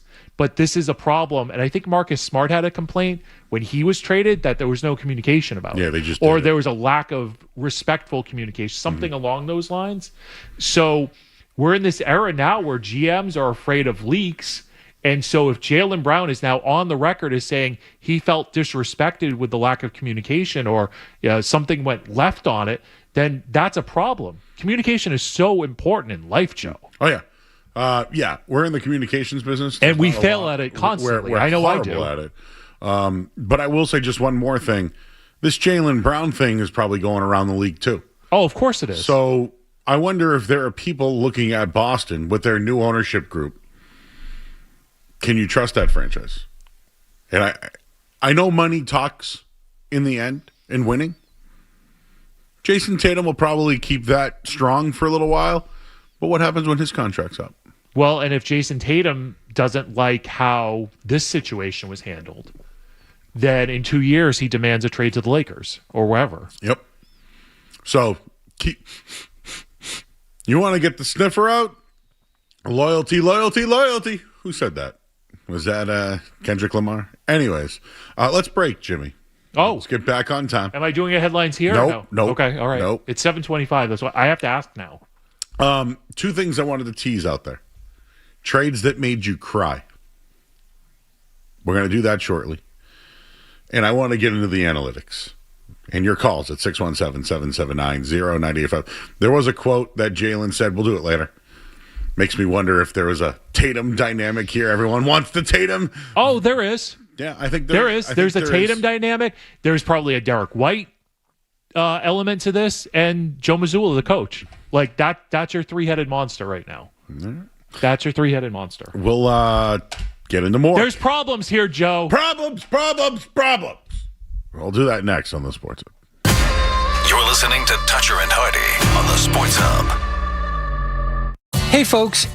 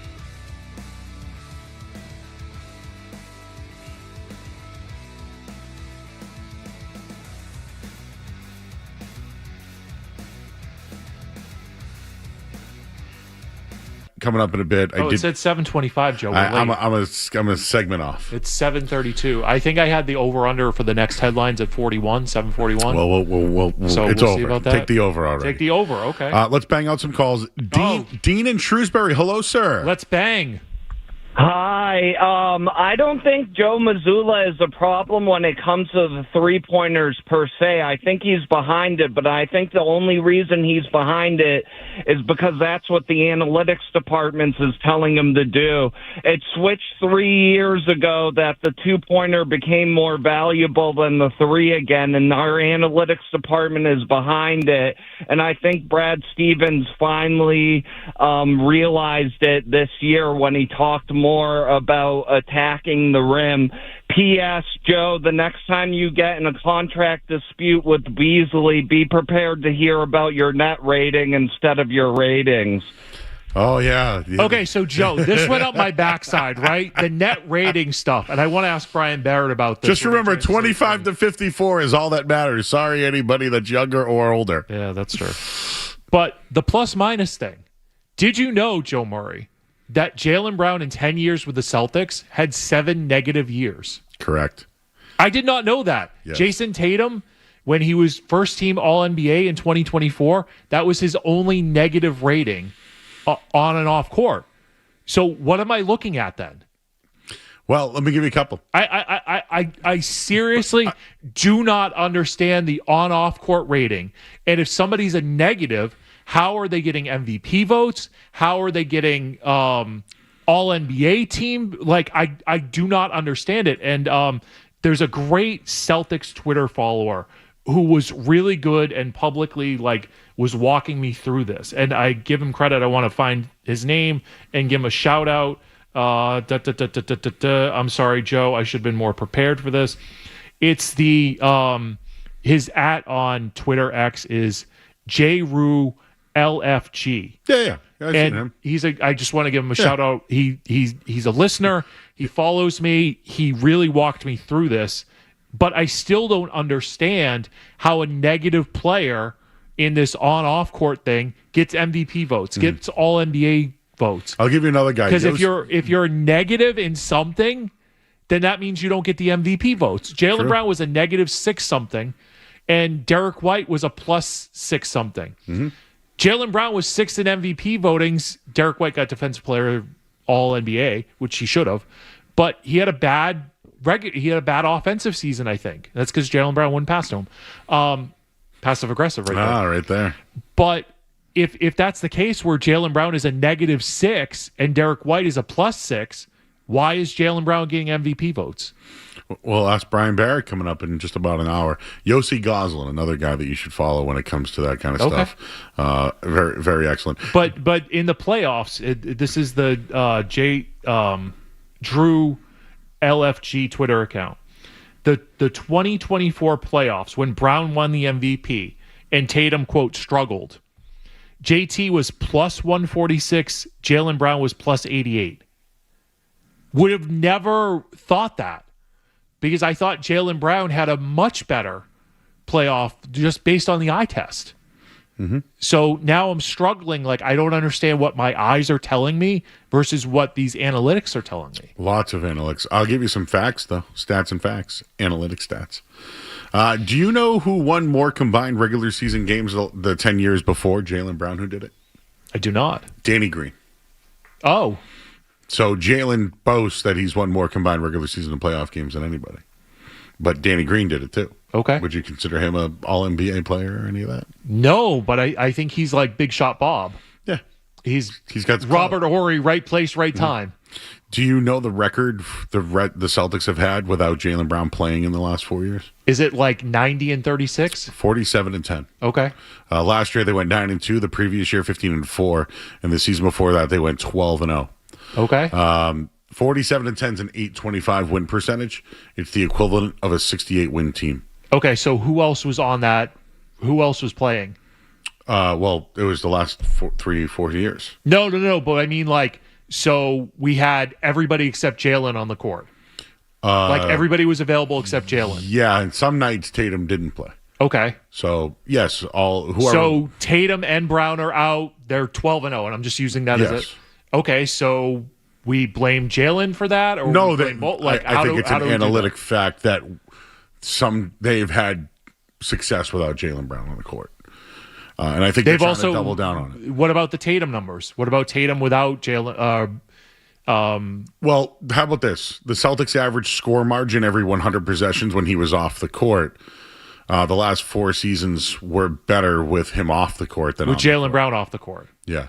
No player in the NBA lowered their points that his teammates score while on the court than Jaylen Brown. Oh, I saw this. This was in my... Tom Halberstam had this from Haberstrom from Yahoo. So, nobody can say it. The other one... I just did. Haberstrom. The other one I've had him that on the I show saw before. was... you're right. They in 10 seasons, they when Brown did not play, you're right. 90 and 36 when Brown did not play. Where is this guy? It was there was a guy from DraftKings who I thought I had his. Oh, it was Jordan Moore of DraftKings out of Tampa, right? Yeah. So he had this long tweet about like, hey, now that the dust is settled, it's easy to understand why Boston moved on from Jaylen Brown. 36-6 without him over the last 3 seasons, 90 and 36 all time. Jason Tatum's impact metrics jump off the floor with Jaylen Brown not there. Peyton Pritchard's numbers improved significantly. Brown finished his Celtics career with a negative on-off court differential. Yes. No NBA player suppresses his teammates scoring more. Yep. That doesn't I watch it and it doesn't feel like when it was Jaylen Brown this year and they adjusted the offense to Jaylen Brown, I felt like the offense moved better. And there was a point in time where with Jaylen Brown on the court, the Celtics were 6th in the NBA in pace. Without him on the court, they were 31st. Can I give you a couple of those numbers? Yeah, please do. So when Tatum and Brown were on the court, their net was a plus 3.7. When Tatum was on the court and Brown was off the court, they were a plus 24. When it was just Brown with no Tatum, they were a minus 17. He doesn't assist the ball as much. Or rebound. But I must not understand how to watch the games then. So the other thing too is the Peyton Pritchard stuff. In 10 games that Brown didn't play and Pritchard played, Pritchard averaged 25 points a game, 7 assists, 5 rebounds, shot 51% and 44 from 3. They went 8-2 in games without. So I assume that those all starts? Are those all him coming off the bench? They're all starts without Jalen. Okay. And they have the numbers with Jalen and without. Because I still think Peyton Pritchard is not going to be Jalen Brunson. And maybe there are numbers that did, like the expected, but Peyton Pritchard, his best role, coming off the bench, playing against the second unit and spotting up and doing those half-court heaves. So they feel that Peyton Pritchard, who makes $7 million, is a better player relative to the contract. Well, yeah, because he makes no money. Yep. This is the whole Sam Hauser thing. There was a point in time where Sam Hauser, when he was in the starting lineup, the Celtics were like 36-4. Mm-hmm. Do you want Sam Hauser in a playoff game? No. Starting? No, I mean, I get that. I get it. I mean, hey, I can do hockey, Hampus Lindholm, whenever he played, but do I want Hampus Lindholm making $6 million as a defenseman? No. So, like, some guys are good versus their contract, Peyton right? Pritchard and Sam Hauser are 6th, 7th, 8th guys. Yep. They shouldn't be in your starting lineup. Yeah, so basically there's a lot of analytics that might be BS, but there's more details that I need, and this is what angers me. Like, I know I texted you yesterday being like, okay, Jalen's got a negative on-off court net rating. Let me see the box score. I need more details. Let me bring this up. Tatum's impact on the Celtics has been far more positive than Brown. Playing for the same franchise, Brown has a minus 1.6 on-off split in his career, indicating the Celtics have been worse on a per 100% possession basis with Brown on the floor than off. Tatum, on the other hand, is a plus 5.9, showing improvement for the team when he's on the floor. Tatum is a positive in 8 of 9 seasons. Brown can only claim 3 such seasons in 10 years. And there's more and more about Paul George and et cetera. Paul George was a plus 4.4 on-off court net rating last year. Mm-hmm. So the Celtics won the trade. The other thing I would say is right, Joe. The Celtics won this trade. Well, I don't think headline. Clip this for a short, Ryan. I don't think they The did. Celtics won this trade because Paul George is a plus 4.4 on-off court rating. And you know what else Paul George does, Joe Murray? He shoots a corner three at a near 50% rate. Celtics won this trade. Where's the Celtic Green Teamers celebrating No, this? I'm not. Period. End of short. Hey, listen. Remember when Mo Vaughn was gone? Make that viral. Remember when Mo Vaughn left? I do. Who did Dan I Duquette cried. say that was going to play first base? Oh, was it Brian Daubach? It was Jose Alfelman. Remember that? I do. He goes, he gets on base just as much as Mo Vaughn. Yeah. That one, out. This is the whole Out. basis of the Moneyball movie, right? Yes. Like Giambi goes to the Yankees. It's like we got to recreate him in the aggregate. So it's Hattie Berg, it's David Justice. No Miguel Tejada or all those pitching. No. We don't mention Tejada won the MVP. We don't mention that Zito, Mulder, and Hudson, Keith Foll. Is he there? I don't even know if he was there. That was Can there. I ask a question that's adjacent Sure. to these stats that Joe is outlining? Because I'm kind of with Stu. I need Thank more you. context. Yeah, like you can give me all of this stuff, but I think the whole idea of these need more analytics tea. is it sucks the context out of whatever's happening. In-house, or I get a two-part question here. One, how much of this is actually the reason why Jaylen Brown is not here? Two, is this really, I'm really loading this question, but whatever. Is this how, will this be what, oh God, I'm so frustrated. Brad Stevens has to talk about this. Yeah. Bill Chisholm has to have an answer. The problem for is this. the league doesn't start till Monday, though. Yeah, But my question they'll probably talk Monday, Tuesday, Wednesday. Whenever they talk, are they going to sit here with numbers and go, look, we have the data that actually supports this move? Nope. That's what I'm really curious about is how They'll much. this is in the best interest of the basketball team moving forward. That's going to be a tough sell to the fan base, and this was kind of where I was just wondering as we're like kind of waiting for some explanation from the team. They had to have known that this was probably going to be really unpopular with the fan Ryan, base. You need to have a very, very good explanation publicly when you state it. This is where that PR team makes their money, Joe. But this is like, it could be number stuff. It could be financially driven, which I believe it I to think be. they would have traded Jaylen Brown at the deadline for Giannis if it could have happened. I think they've been feeling this way for a long time. Oh, I know they've wanted Giannis for years. But then you have to relay that to your fan base, which is ultimately the thing that they should Ryan, care get about ready, the most. get ready for the slingshot because they're going to stay under this year once again. So next year, when they get rid of Paul George's contract, they're going to have $50 million to play with. And then all the fans are going to get excited for that. Thank you. But yet you're wasting another year of Jason Tatum's prime. But exactly, that is the context of Ryan Scalabrine's quote. Everything is that you're saying is like, wait until we find out that they're not competing for a championship this year. They'll tell you they are. That. It's just it'll be the gap year stuff.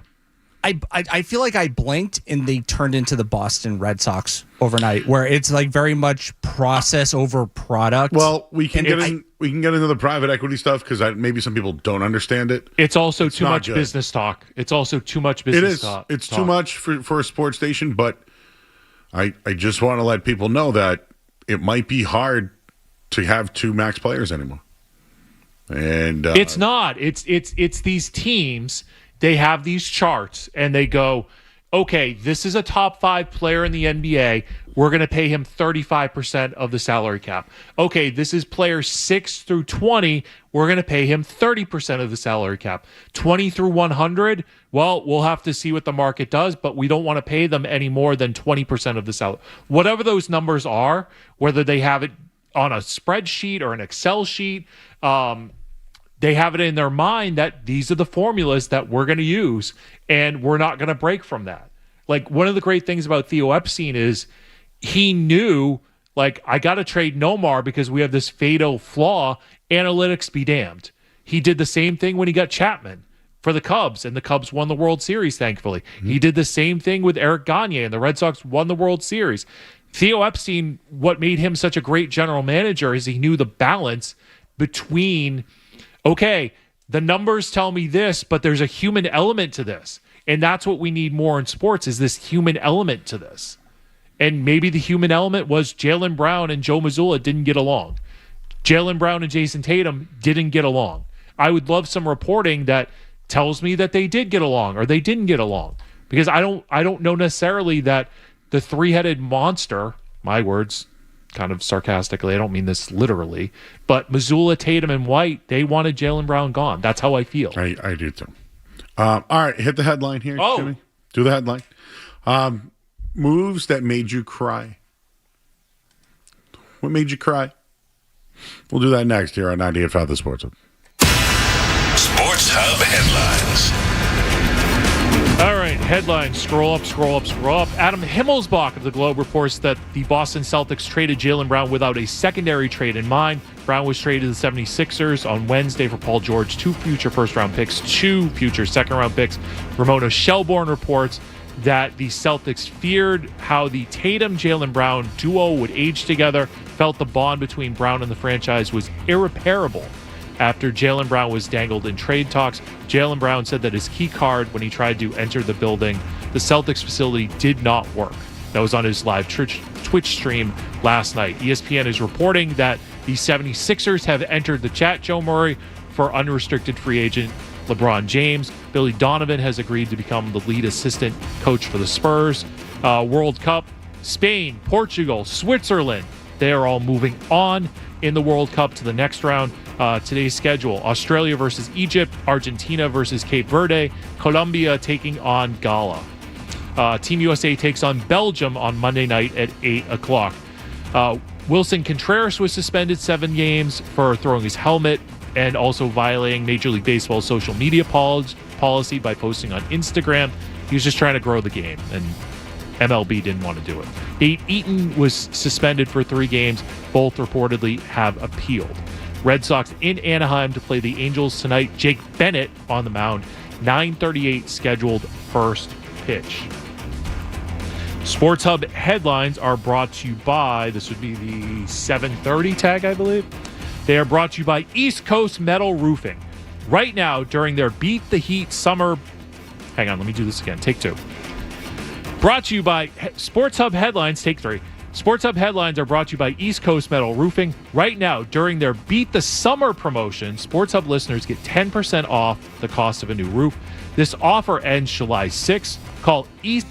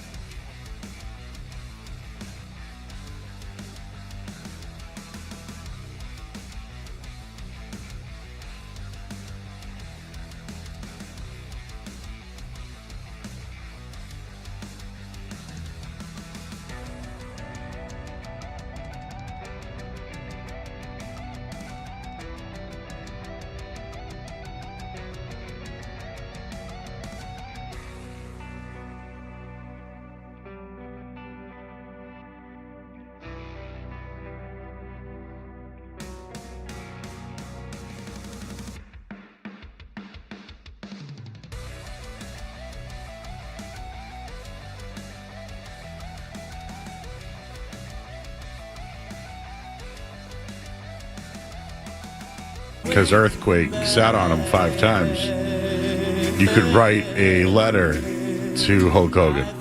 I remember this, yeah. It's a way that WWE would get mailing lists. Yeah, so Bird did that, and I just still think about that to this day. About, but that kid's really sad about Jaylen Brown, and I think a lot of people are. I'm sad about Jaylen Brown. I like Jaylen Brown and what he brought, and I like his transparency and how he was on the record and he would talk about things and how he was in the community. I really felt strongly that Jaylen Brown did everything possible to be a member of the Boston Celtics. And I feel like his loss, not only for the team, it's going to hurt the team, but it's also going to hurt the community. Who made you cry first? Mine was Reggie Lewis. Yeah, Reggie Lewis. I remember listening to the old 590, and just I was stuck with the coverage. Eddie stayed late. Sean Grandy was producing over at 590 at the time. Jimmy Myers came on, was on the air, and I remember a great piece that Howie Sylvester put together, voiced by Glenn Ordway, after the passing of Reggie Lewis. I still have a cassette of it somewhere. I think Howie gave me the digital copy of it, but Reggie Lewis passing away was tough for me.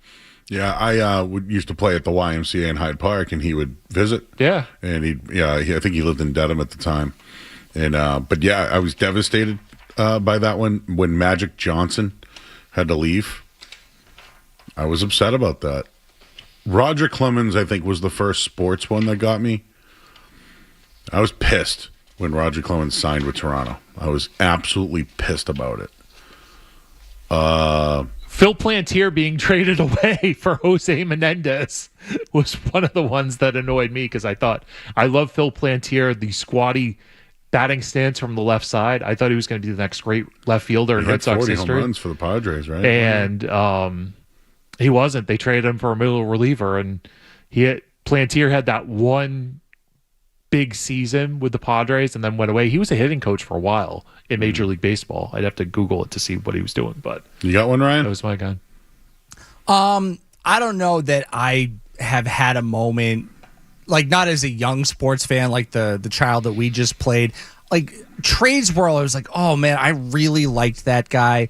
Like when the Bruins traded Johnny Boychuk over, money issues because Peter Chiarelli signed every bum fourth liner he could. Like that sucked. I really liked Johnny Boychuk. I loved watching him play.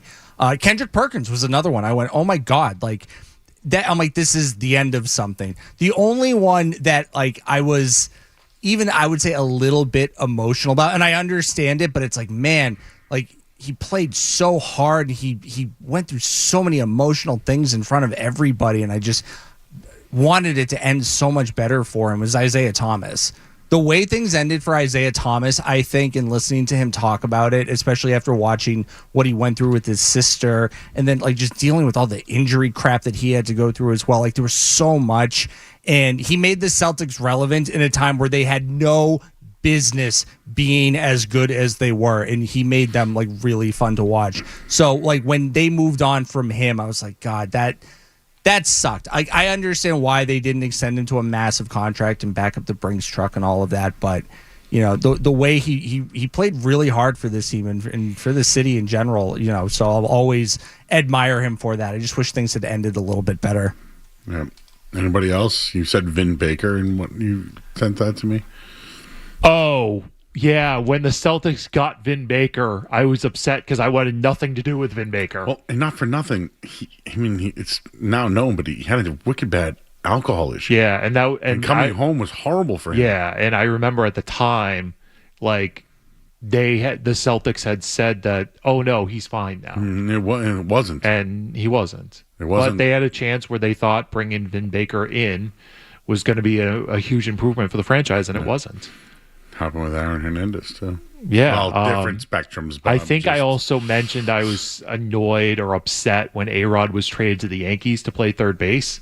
It's like we couldn't figure that out. We couldn't have had A-Rod and Nomar on the same team. I was way more mad that they didn't get Mark Teixeira. That was the guy. I could give a crap about A-Rod. Mark Teixeira, I wanted him. You know who wanted A-Rod the most was Terry Francona. Interesting. Terry Francona loved Alex Rodriguez. He wanted him more than anybody else. No, sorry, buddy. You got Nomard. They had a lot of different shortstops over the years. I was always a big John Valentin fan. You know what annoyed me was we had John on. I love chat recently. Johnny V. John Valentin was a big game player. Ooh, he also was pissed about position changes. Oh yeah, he should have been. Second, third, short. Yeah, of course. Who's this Nomar kid? John Valentin and Mo Vaughn were a tremendous duo together. Guys, yeah, and John Valentin was a big game player. Like I remember when they drafted Nomar, and they called him up and they moved Valentin all over the diamond. I remember being annoyed by it. Yeah, he was too.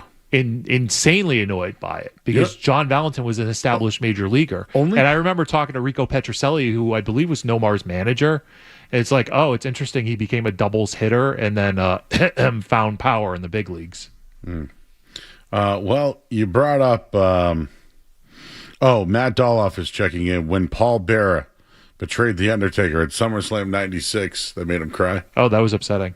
Oh, I'll give you a wrestling moment that made me cry. When the Warrior beat Hogan at WrestleMania 6. Well, when didn't they have a title for title at SummerSlam once? So there's a debate of whether Hogan was actually, if he won the match, was going to be Intercontinental Champion or not. Yeah. But they promoted it in the Ocho. I was upset. I was upset that Hogan lost that one. Yeah, I was devastated for this guy. Yeah. For the Ultimate Warrior. There's been some wrestling tearjerkers in the past. I cried when Cody Rhodes won the title for the wrong reasons because he actually won the title. Do you think more people were upset that Johnny Damon got traded to the Yankees or he went to the Yankees or he cut all of his hair off when he got there? I heard way more about that than the fact that he went to go play for the Yankees after being here. Johnny Damon did his part, and he could have done Damon was great. After. Damon was so underappreciated as a leadoff hitter here. And it was more like his on-base was probably like 340.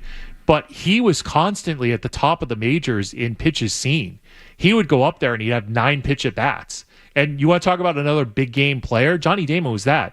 The home runs in Yankee Stadium on that playoff run. Yep. Johnny Damon was great. Again, Moneyball got that one wrong too. It's like, oh, the Red Sox are going to pay $7.5 million for Damon, and it's from marketing this. No, Damon was a good player. The A's should have paid Damon. It's probably one of the best leadoff hitters they ever had, ever. Yeah. All right. Well, I got a little Red Sox thing I wanted to do. Yeah. It is July 3rd. Tomorrow's July 4th. They try to do on this show something funny at 8 o'clock. I don't know if I got it in us today. We can be funny if you want. I love to talk about poop. I'm not funny. Like most of my jokes, they don't land well. How about this? I'm just going to get my Red Sox take out of the way, and then we'll talk to Brian Barrett. Okay. So we'll do that next. Jay Stu's going to have your headline after the break. No, after the break. Okay. You're listening to 98.5 The Sports Hub. Toucher and Hardy, 98.5 The Sports Hub. Baseball season is back. Celebrate with Surfside.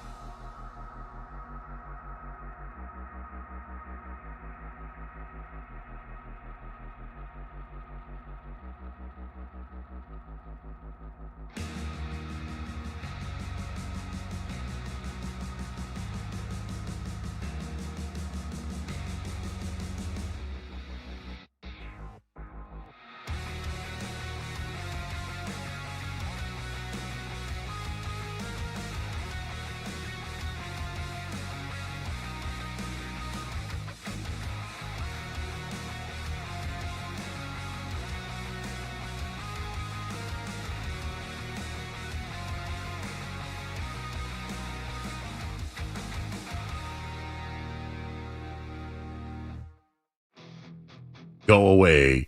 Go away. I don't want him a part of the team anymore. They fired you twice. I'm out. See ya, buddy. I don't want him around anymore. And I don't want him. He had too much control. And it's showing because there's leaks everywhere and nobody can fix anything. And I'm out on Alex Cora, and I don't want to hear about him anymore. And you know what? Even my buddy Tom Caron was at the soccer game with him the other night. Just go away. That's my take. Go away. I appreciate that Alex Cora still cares about the Red Sox. And I think there's a level of, and this is where I feel like Wilson Contreras cares about the Red Sox. I think Sam Kennedy does care about the Red Sox, but he's not fully focused on the Red Sox. Like, he's got Fenway Sports Group and things like that. Like Larry Lucchino, Theo Epstein, they all cared about the Boston Red Sox. Like, they really passionate. Terry Francona cared about the Red Sox. John Farrell, depending on the day, whether he cared about the Red Sox, depending on who was in the room at the time. Cora cares about the Boston Red Sox, and we need more people who actually are in the room and care about the baseball team. And I think once that happens, like, a lot of things will get fixed. Like, Dave Dombrowski traveled with the team. He cared about the Red Sox. Breslow barely leaves his local residence, like, to go to Fenway Park. Like, he doesn't travel with the team unless he has to. Chaim Bloom was the same way. They just want to sit in the office and watch the iPad and watch the numbers. Do you ever see the movie Trouble with the Curve? Yeah. So there's a scene, it ends up on a lot of people's algorithms, where you have the old-time baseball scout who can see that a guy can't hit a curveball. But the numbers are like, the computer numbers are like, oh, he crushes curveballs.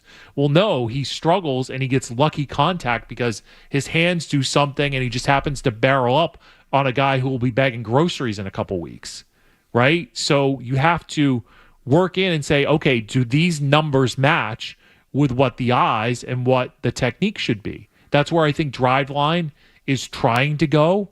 But when you put a player like Caleb Durbin, and if you come into our system, you'll hit for more power. If you just have, you add 5 miles per hour to your swing, well, his body's not built for that. So he had to go to Waltham. He had to go to a hitting instructor locally to adjust his swing to, I don't know, make contact. It's actually Aaron Judge's hitting coach as well. Perfect. But he had to make his own personal and private adjustment to have a good run that he's been on here, because whatever the Red Sox were teaching was not working. They screwed him up. Hey, did you know that the Red Sox group... But to your point, though, Joe, you don't want to hear any more from Alex Cora. Yeah, I'm out. See. Which, that's a fair take. But Cora cares. So if we're done with Alex Cora, and we could be out of the Alex Cora business, I'm perfectly fine with that. But we need people who care about the Boston Red Sox. And those people are becoming harder and harder to find. Did you know that there's a job available to be a data scientist and a senior data scientist? There are multiple jobs available for the Red Sox. And machine learning solutions for the Fenway Sports Group. Yeah, I saw this. Twitter was posting them. And I would say this, like, go out and get an actual scout who watches the games instead of the computer screen. It's so annoying, Joe. Like, I can sit here and watch the computer screen and do math equations. Not well, but I could do them. I don't know. Send somebody to middle of nowhere, Kansas or Nebraska, and find somebody. So, or are we going to be holding bake sales for the Red Sox because they can't afford actual people to scout? Well, and send people on the road. Like, what happened to the eyeball test? I don't know. What happened to communication and talking to people? It's like, okay, let's just sit in an office and just be remote. What does that do? I feel like, just to take baseball out of it, do you feel like the Bruins just kind of watch what's going on because there's good hockey in New England? And, like, just kind of scout it really hard, and do they really look No, elsewhere? I feel like I've seen reports that Sweeney's been around the country. Okay. Great. I feel like I've seen that. Okay. I just sometimes think they just look in their backyard a lot. Could be true, but there are a lot of good players from here. And the Patriots do scout teams now that aren't Rutgers. They can't scout UNC. UNC though. They can't scout there. They're not allowed there. Can't do that one. I'll give you a thought on the Bruins and a thought on the Patriots before we hit the break and go to Brian Barrett, who I'm excited to talk to about analytics. And don't worry, Brian, I won't be yelling at you about this, although my tone might make you think that I'm yelling. When are we getting the Christian Gonzalez contract extension? That's question number one. Well, Devin Witherspoon's hasn't been announced yet. Okay. And they have the same agent. So my intel, which I'm not a reporter, tells me that it's going to get done. Okay. It's just Devin, whoever's drafted first, sometimes that's how it works. Sure. So that would be one. And the other one is, are the Bruins going to go and make an impact trade at some point? And there was the reporting. Actually, I should have put this in the headlines. I actually might do this for the next headlines. They've been terrible so far, but we're trying, right? Reading is not fundamental for me. But there was a report from the fourth period that Boston and Edmonton had a trade in place to send Darnell Nurse to Boston. Saw that. And a player that was part of the deal heading to Edmonton exercised their no trade clause and vetoed the deal. I think it was Zadorov. So that's what Puck Empire on Twitter said, is that Zadorov was the player who said no to the trade. Yeah, heard that in the Nesson building yesterday. So I would have loved to have seen Darnell Nurse. I would have thought that, I guess he's got a good slap shot still. He's a bit of a physical. Him and McAvoy, I think, would have been great. Are they both right shots? Yes, McAvoy. But I feel like Nurse would have been good. He's a name. Maybe there was some salary retention there. No, he's a left shot. He's left shot. Oh, so perfect. So McAvoy and Nurse, that feels like a good pairing. But maybe I'm wrong. I don't know. I don't know hockey. I heard Zadorov yesterday. I think their big move is next year, dude. Zaka's contract's up. They'll get a three. They want to extend him, though. No, if they do, I mean, if they extend him. I'm sorry, Joe. I know Sweeney did a media veil the other day against the breaking news of the Jaylen Brown. Wonder if there's something there thing, and I have not gone through it, but I feel like the reporting is that the Bruins want to re-sign Zaka. Yep, but at what number? Right. I mean, Arvidsson just got 5. Of course. So one's a center is going to make a lot more. All right. All right. Well, Brian Barrett, he's analytics. We'll find out what happened with Bill Simmons and his colonoscopy, and we'll talk. Went right up the backside. And we'll talk some analytics next with Brian on the Sports Hub. Stay tuned for more Toucher and Hardy on the Sports Hub. Hey, it's Fred. Did your roof take a beating this winter? Call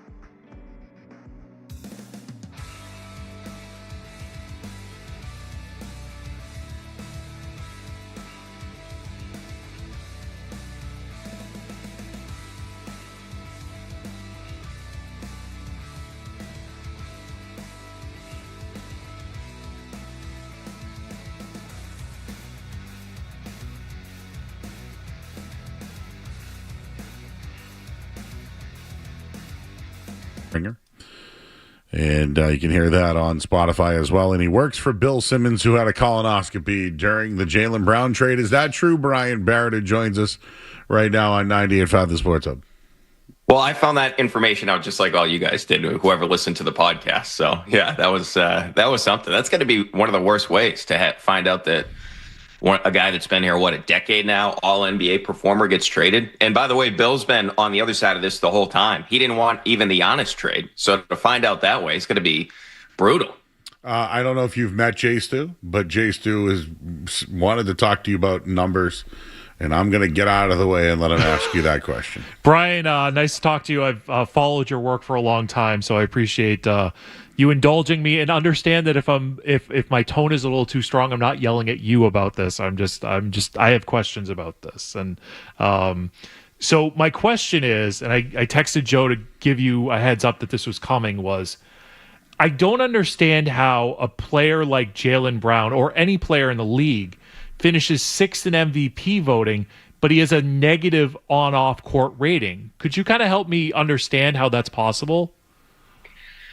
Well, I think there's one big part of this, and I think Jaylen probably disagrees with the logic around this because of a lot of the stuff that he said via his stream or even via Twitter.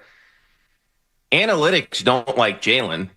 Ironically, the media that Jaylen doesn't like actually really like Jaylen because, to your point, if you look at it in terms of the guys that were in the top 10 this past season in terms of just the first two teams of the All-NBA, if you look at the on-off differential for all those guys, every single one of them, and for the most part, very high up there, like the Wembys and the Jokic's of the world, they're like over plus 15 on-off differential. There's only two players that made the first two teams All-NBA that were in the negative. Jaylen, and he was by far the worst of that group, minus 5.8 on-off differential. The only other one that was in the negatives was Kevin Durant. So what you look at is the raw statistics for Jaylen, the narrative that the Celtics were the number 2 overall seed in the Eastern Conference. Jaylen averaged, 29 points per game. He's a top 5 scorer this season.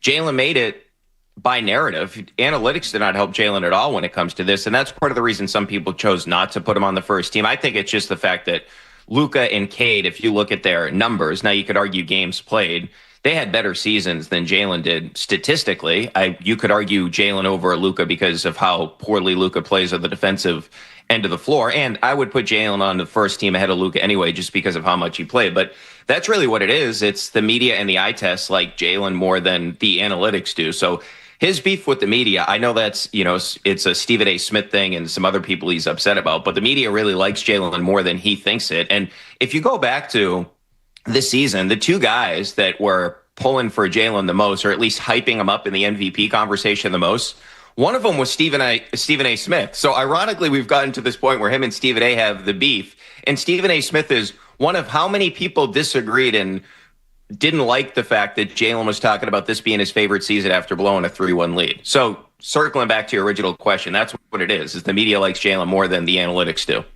So analytically, Derek White was better than Jaylen Brown this season. But my eyes tell me that Jaylen Brown was better than Derek White this season. What say you? I would agree with you. I think Jaylen had a better season than Derek White. And look, Derek White has always shown up well in sort of the impact metrics, the on-off stuff, until the series against Philadelphia, where if you just look at raw plus minus, the two worst guys on the Celtics were Jaylen Brown and Derek White. Jason Tatum was actually a positive in that particular series. But the other element to this is Derek White had the worst field goal percentage in the NBA this past season. That has to count for something. Yeah, he's always been great in terms of how he impacts the game from a defensive perspective. But I think what happened to Derek White this season, and this is just my sort of guess on this and what I saw, is he was asked to do more than he's able to do. Derek White is the perfect player as like the third to fifth option from an offensive perspective. I could say the same thing about Drew Holiday. If you look at Drew Holiday, when he was asked to be the number 2 guy for Giannis in Milwaukee, he wasn't as good as when he was asked to be the third guy behind Chris Middleton. And when he came to the Celtics, we saw when he was able to make unbelievable defensive plays up and down the court throughout the game, he wasn't taxed that much offensively. So I think something has to be said about, even if Jaylen is not, he's a high volume scorer, even if he's not a high efficiency guy, not many guys in the NBA can go out there and average 29 points a night and carry that type of offensive load. It's a different type of skill set than when some of these guys, for example, the guy that was number one on the Celtics in on-off differential, it's Hugo Gonzalez this past season. And you can understand why he would show up. He's playing with great teammates, but also if you look at the numbers, he's on the floor, the opponent's turnover percentage goes way up. And that sort of tracks, right? Because we see how Hugo plays defensively. And the offensive rebounding percentage for the Celtics, that goes way up because of the fact we see how he crashes from the corner. Baylor Shireman does a great job of that too. But the point being is those two skills that he had really impacts the numbers because you're getting extra possessions. But you couldn't say, hey, Hugo, can you play 37 minutes a night like Jaylen Brown did and score somewhere between 25 to 35 points every night? He can't do that. So naturally, when you're taking that type of an offensive load, unless you're Shai Gilgeous-Alexander, the playoffs notwithstanding, like those numbers are going to not look as good as guys that have less of a workload. I think also with Gonzalez, he's great at anticipating passes and making, instead of like if he's stuck in a 1-on-2, he's really good at anticipating where to go to switch to the defender that has the ball, but at the same time, he's got good length and he can interrupt the passing lane either with a ball deflecting off his hand or his leg or something like that. I think that's an eyeball test thing that Gonzalez's basketball IQ is just great. But I think also too, one of the things that I noticed in watching was Brown didn't pass to Derek White a lot. But when Tatum came back, I think the number of passes that went to Derek White went up by like 50, 60, 70%, something like that. And I think there's a human element of Brown and White, they're fine, but Tatum and White, they're besties. And so that's where maybe like numbers don't really match up. But like, so I guess my question is, Brian, is that so if I'm a voter of the MVP, do I now have to ignore the eyeball test and just go with like Jaylen Brown doesn't make his teammates better? He's a negative plus minus guy, but all these other players do. Do we as media members have to adjust how we are deciding who's good and who's bad because this is how the teams are operating with this on-off court plus minus differential? No, I don't think so because I think for the most part, Jaylen is in the minority when it comes to it in terms of most of these guys that are in the top end MVP conversation, most of those guys on-off differentials are through the roof. Like if you look at Shai Gilgeous-Alexander, if you look at Victor Wembanyama, and if you look at Jokic, the guys that finished atop the league this past season in terms of the MVP, the top three guys, those guys, if you look at their numbers, they're off the charts as it pertains to on-off differential. Like Shai was plus 11.7, Wemby was plus 15.2, Cade was 6.1, Luka was 4.9, Jokic 16.3, Kawhi was 14.4. Brunson, the analytics don't love him. He was 1.3. Durant, as I mentioned, the only other negative, minus 0.7. And Jaylen was, I said 5.6. He was actually 5.8. So I cheated him a couple of decimals there. But most guys, yeah. So yeah, I know. So most guys are going to show up in that category. It just so happens. And the other thing that I think that which actually makes me more aggravated looking back to the postseason series. The other thing that people miss with the Celtics is Jaylen's numbers on the court are really good. He was in the higher than 80th percentile this year. Like that's one thing that Bobby Marks said during that interview where he's like that the net rating was worse. It wasn't worse when Jaylen's on the court. The net rating was really good when Jaylen was on the court this past season. Like if you look at just where they were with Jaylen on the court this year, those numbers are really good. They were plus 6.4 points per 100 possessions. That's an outstanding number. That's in the 84th percentile. So, and the other thing, the context specifically to this year, because this has been a trend his entire career, the thing that just doesn't track this year, the numbers with Jaylen on the court being worse, it's all defense. They were slightly better offensively. And where it doesn't track to me is if you look at why it was worse, teams shot significantly better at the rim. And for some reason, they shot way better on long mid-rangers with Jaylen on the court than off the court. And to me, that's not about Jaylen Brown. The one thing I could argue is, well, he plays the superstar minutes, right? He plays the entire first quarter most nights. He's going to play most of the third quarter most nights. So from that perspective, he's playing against the other team's best players as well. And the guys that actually hit long mid-rangers in the NBA are the star players, right? You're not asking your role players to take long mid-range jump shots. And Mazzulla would have a fit if that happened. So from that perspective, when he's on the court, the other team's best players are on the court. The Celtics are still outscoring teams by 6.4 points per 100 possessions. Those numbers are really good. It just got noisy because of the on-off differential. And to that, specifically with this year, what I would say, and I called them the maniacs, Ugo and Baylor Shireman, and even Jordan Walsh to a lesser extent. Those guys, they have a specific style when they're on the court, and a lot of times they're playing, maybe Derek White's back in the game with them, maybe Peyton Pritchard's back in the game with them. Those guys play so hard defensively. They pressure the ball, so they're outplaying a lot of second units. I think that's what gets lost in all this, is the way that the Celtics, in terms of all season long, they had so much really, really good production off their bench in terms of just, if you look at some of the guys' numbers when they were on the court. And I think that gets lost in it because of the on-off differential for Jalen. They were actually really, really good naturally. So that's where the eye test does match up with Jalen on the court. It's just people point to this on-off differential. And that's where I think, to me, I thought the trade was dumb. I would have done the honest deal. I mean, I said that at the time, especially considering what Brad talked about, the rim pressure and all that. But when I look at the Jalen situation here and just going forward, I think that they think this is a bet on against Jalen's contract. They think that, hey, maybe, and their hope is they can flip some of these picks, and maybe next year, Paul George has a year after this at his contract, maybe they're looking for the next sort of disgruntled star. But guys, that's a really difficult proposition, and it's really tough to sort of thread that needle. You're taking a lot of risks here, throwing out a guy like Jaylen Brown. And to me, if this is the offer, just wait. Why did you have to do it on July 1st? Just wait until we get closer to the season. Agreed. Talking to Brian Barrett from The Ringer, joining us here on 98.5 The Sports. Brian, Bill Simmons, he's your boss, so that's why I'm asking you this stuff. I get in trouble for stuff Nesson does, and people yell at me about it, so now I'm going to yell at you. Is this Giannis stuff true? Did he really accept the trade, and it really was about ownership not wanting to go 3 years at 35%? Do you believe that? I haven't heard that personally, but if Bill said it, I mean, I believe it, and I wouldn't put it past Giannis. If that's what, because Giannis is a guy that if you look at it, I'm not advocating for this because I now think put it past the Celtics ownership too. Oh, I wouldn't put it past them either. Yeah. I mean, just look at some of the stuff that they don't want to give Jalen the 2 years at 34, 35. I think we can all look at that. Look at the fact that everybody from the championship team and they got praised because of the second apron situation where the owners have basically made the CBA to protect themselves. But those moves, if we had those moves that the Celtics made 4 or 5 years ago, everybody would have crushed the organization because it's all, they would have said it's all about the money. But because they've put these things in there where it's, hey, the aprons can penalize you in terms of frozen draft picks, you can't consolidate guys to make a trade, it actually hurts you in terms of the basketball stuff. GMs who get out of those things now get praised because the owners have found a way to protect themselves. But I wouldn't put past the Celtics. How much do we really know about Bill Chisholm? I just know this, and I'm not blaming this on him.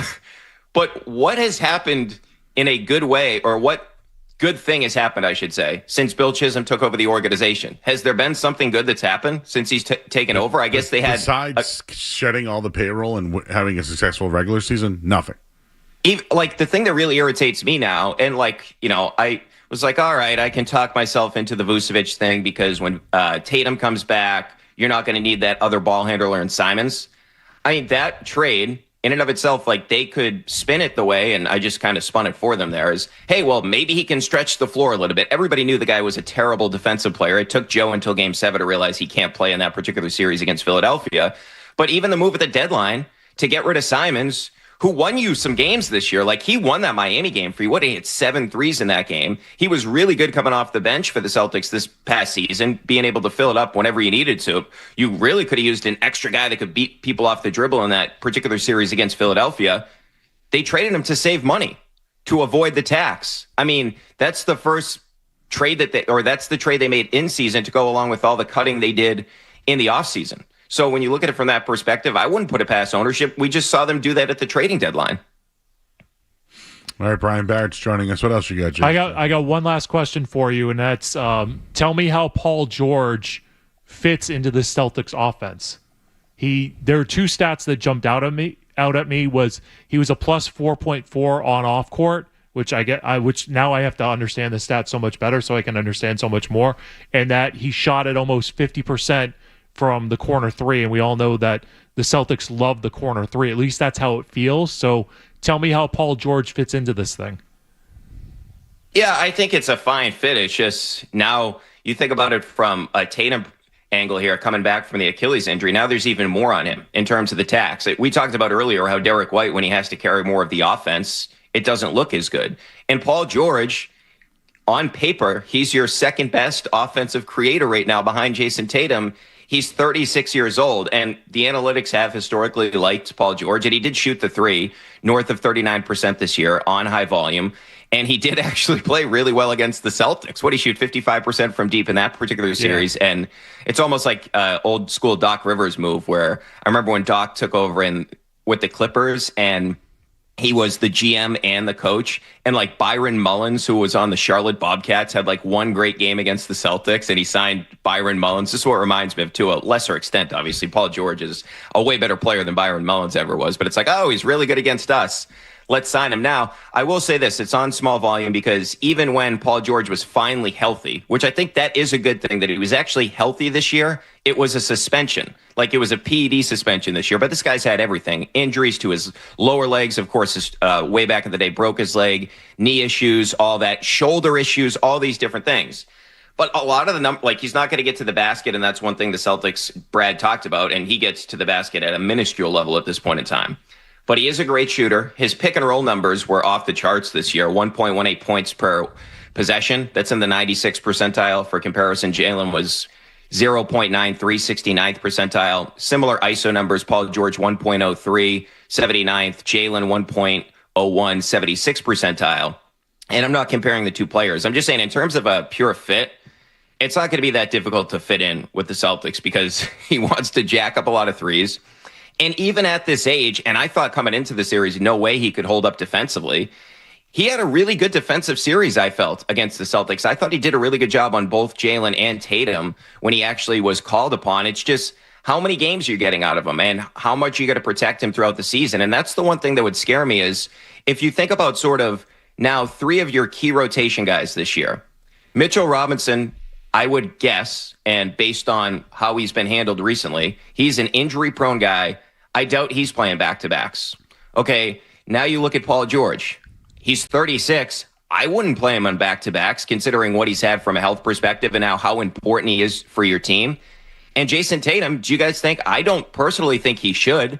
Do you guys think next season he's going to be playing back-to-back? So you could have three of your five guys in the starting lineup, unless you want to start Kata over Robinson. I wouldn't do that for free throw reasons. That's a whole different other conversation. I would just start Robinson.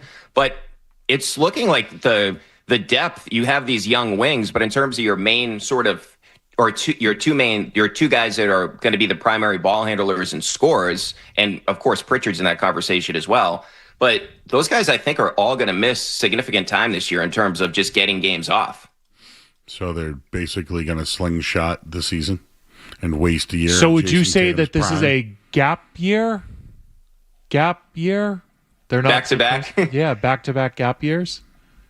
Well, that's going to be interesting, too, just to sort of track where Philly's at, because Philly on paper looks really good. I don't know how great that fit's going to be between Maxey, Jalen, Edgecombe, and Embiid. Jalen was already was he going to be happy being number two again to Tatum? I don't think so. And now he's definitely going to be number two there when he goes there. Or three. To Maxey. I don't know how well the fit's.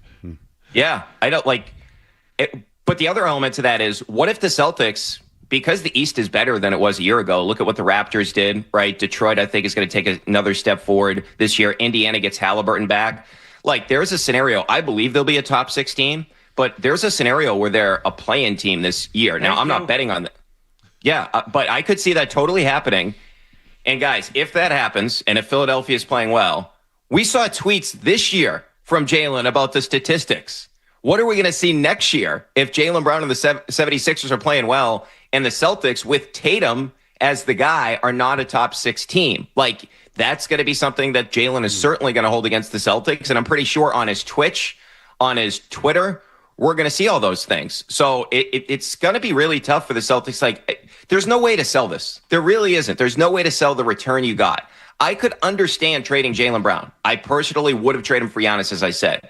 But considering what you got back in return, even if what I said happens down the road, you get a disgruntled star, that's still a long time away. Like, in the interim, you got worse in a season during Jason Tatum's prime. Fans don't care about aprons. Fans don't care about any of that stuff, the extension with Jaylen Brown. They care about how the team performs. They're not going to be able to sell this to the fan base. And by the way, I don't think Brad can even do a press conference till I think it's like another week or so when this deal can actually legally go through. I think it's going to be a while before they can even speak to the media. I think it's going to be Monday, Tuesday, or Wednesday.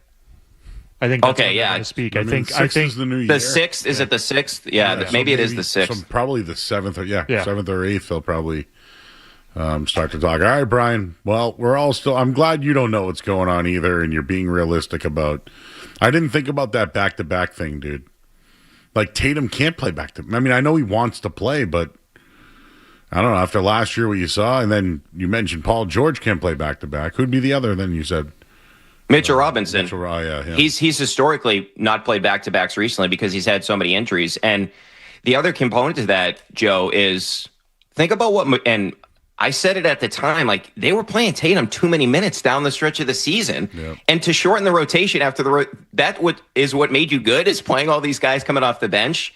To then go into the playoffs and play Tatum so many minutes, I thought was crazy then. So I think the front office, whoever it is, the medical team is going to talk to Mazzulla about Tatum next year. Like, dude, we can't be playing him that many minutes in regular season games because you got to work up to that. And I felt like that was tough to see. Like, it was obviously like at some point there's going to be wear and tear. All right. He's Brian Barrett, everybody. Thank you, Brian. People. Yeah, anytime, guys. The analytics is really taking over the game. And, well, you've been ahead of it for a long time, so. All right, Brian. Appreciate you, man. Enjoy your 4th of July. Brian's gone. No, he's out of here. He's out. See you later. He heard me say thank you. He was like, okay, I'm done with this nitwit. I still now I have to do on-off court. That where was the stat during the season, well, Joe? I didn't see it, but where was the on-off court stat that Jaylen Brown was a negative during the season? He makes a great point, though. You can't play those 3 guys back-to-back. You can't. You think Mike Conley's going to be playing back-to-backs too? I don't know that he'll be on the team, actually. Well, he'll be on the bench as an extra coach. Mike Conley's probably like your 4th ball handler, right? Or 5th, maybe? I was trying to pile on. No, I know. No, do I still think they'll be like a decent team? I do. But the regular season doesn't matter anymore. No. It just doesn't matter. And this is probably why Ugo and Shireman and all those guys are going to play. He said play-in team. Yeah, I said this yesterday on the air. I said they might be a play-in team. And the whole panel disagreed with me. Everybody disagreed. Yeah, they're like, oh no, the regular season, they won 53 with Brown. Tatum's better player. The regular season means nothing anymore to me. Yeah, and they lost to Philadelphia, who they struggled against in the regular season, but it just means nothing. If they don't play back-to-backs, we're gonna have to they're probably gonna have to work that out too. Like, hey, so we'll play Paul. It's gonna be Tatum tonight, no George, and then it's all right. Well, then it's gonna be George and no Tatum, and then Mitchell Robinson. By the way, do you guys know his story? I know he can't hit free throws. Do you know that he basically out of high school was supposed to play at like Texas A&M, then went to Western Kentucky, but never played, and then never played in college. And then when he went to the combine, he was supposed to work out and then never did. So he basically came out of high school and has an incredible story. He's a hell of a rebounder and he's a hell of a shot blocker. I know years ago I talked to a New York Knicks executive who told me that Mitchell Robinson has one of the lowest basketball IQs he's ever seen. He couldn't even, he didn't do any of that. And so what does that mean? That means that if a play is set up on the right side of the court and it's practiced on the right side of the court and it has to be run on the left side of the court, he couldn't figure that out. Guys, I don't know. Maybe since that, Kyrie Irving, Gordon Hayward, Al Horford season, I can't think of a time where I have been more excited to watch the Boston Celtics, and it's for all the wrong reasons. And that's just one aspect of this team. They made a bet. They absolutely made a bet by going, all right, Jaylen, get out of here. Now we're going to see if all the number crunching and stat humping and all the weird stuff that the Celtics seem to be into these days is going to pay off if they back the right horse. I can't wait. Oh, I can't wait. All right. Some guy in chat goes, Joe, you never played. Shut up. Catholic Suburban League champions. He went to Newton South. I was a Trinity. So, Face. Yep. Would smoke you in football. Would smoke you in baseball. I'd beat you in ping pong. I'd beat you in pool. You want to go golf? I'll do that too. Just stop. If we had a Sports Hub field day, I think Joe would get drafted pretty listen, high. nowadays the movement isn't as fast as it once was. I'm saying Sports Hub field day. But just Nobody hears don't just don't disrespect me. All I can tell you is the last basketball game I played was at TD Garden. And Jay Stu, his wrestling coach in high school, was my offensive line coach. Is that right? Coach Quigley, right? Oh, wow. I think we've talked about this before. Anyways, I was trying to sell it for the new listener. Yeah, I just wanted to just bury that guy because, you're fat, Joe. Yes, I'm fat, but I'd still kick your ass. All right, let's go. Hey, headline. Headline. Got it. Sports Hub headlines. 8:50 Eastern Time, which is almost 12 hours away from Red Sox first pitch tonight. That's at 9:38. Red Sox open a 9-game road trip in Anaheim against the Angels. Jake Bennett, tall lefty, 6'6", on the mound. Wilson Contreras, Nate Eaton, they probably will be available because they are appealing.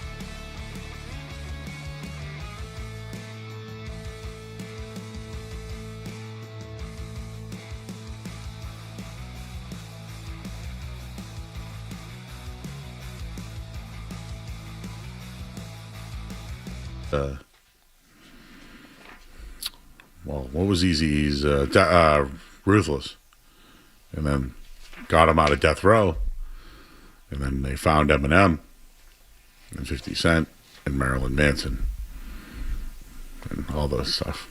It's a long story. It's good. I'm here for it. We got another hour to go. But Gwen Stefani was one of them, and she's done all right, right?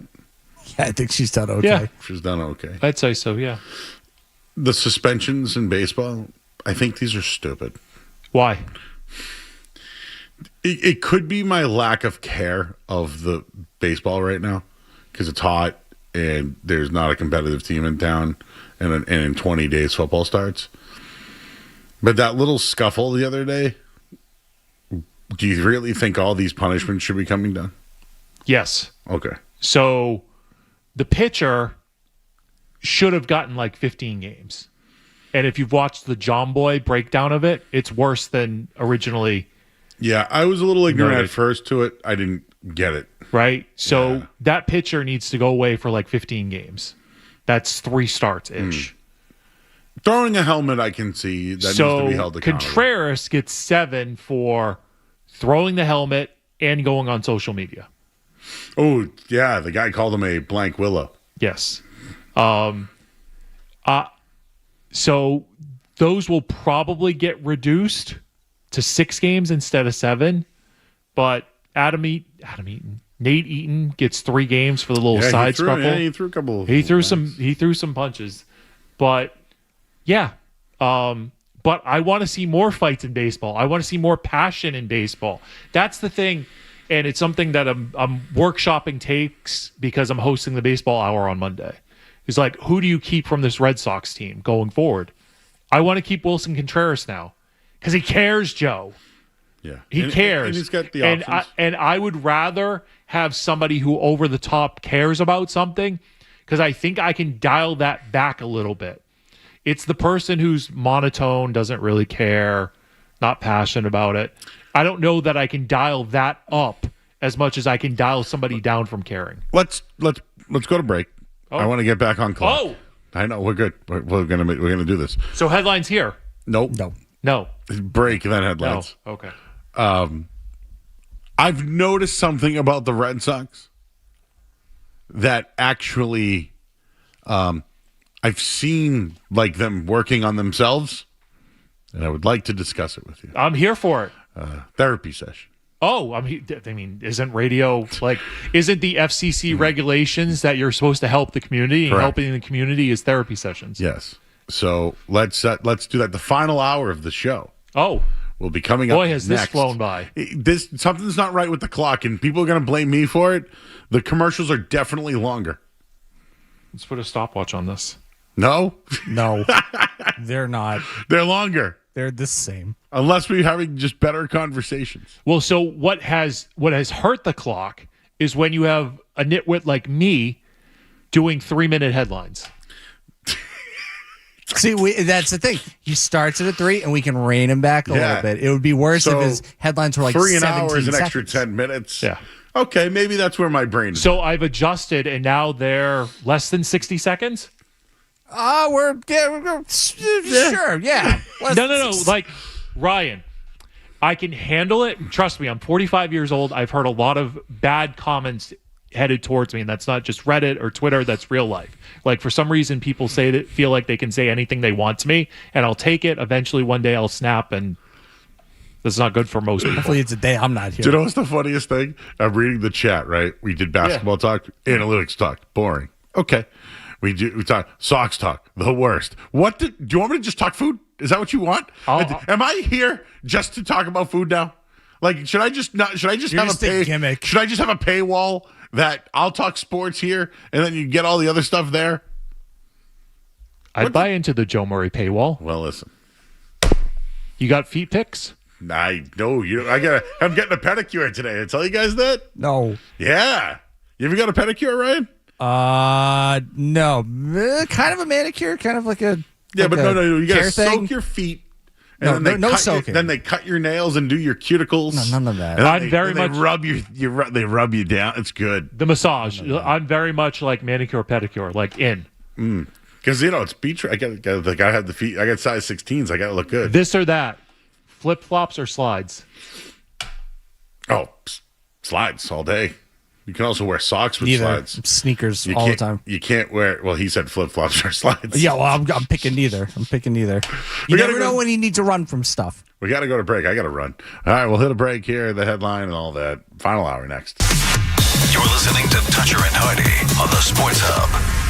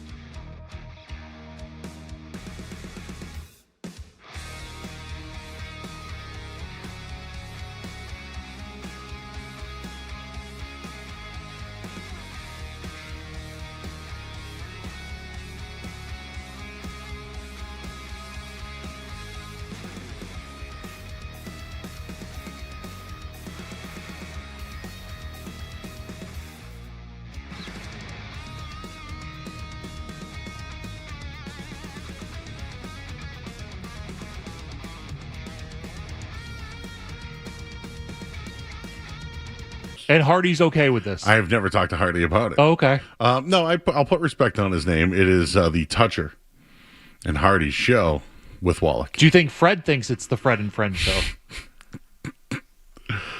I don't know. I'm not going to speak for Fred. I'm with them next week. So. Okay. And now watch. Someone's going to email. Joe, no. I just they. You said I was just trying to be a good broadcast journalist. Listen, and I told up. you I only bust balls to people I like. Okay.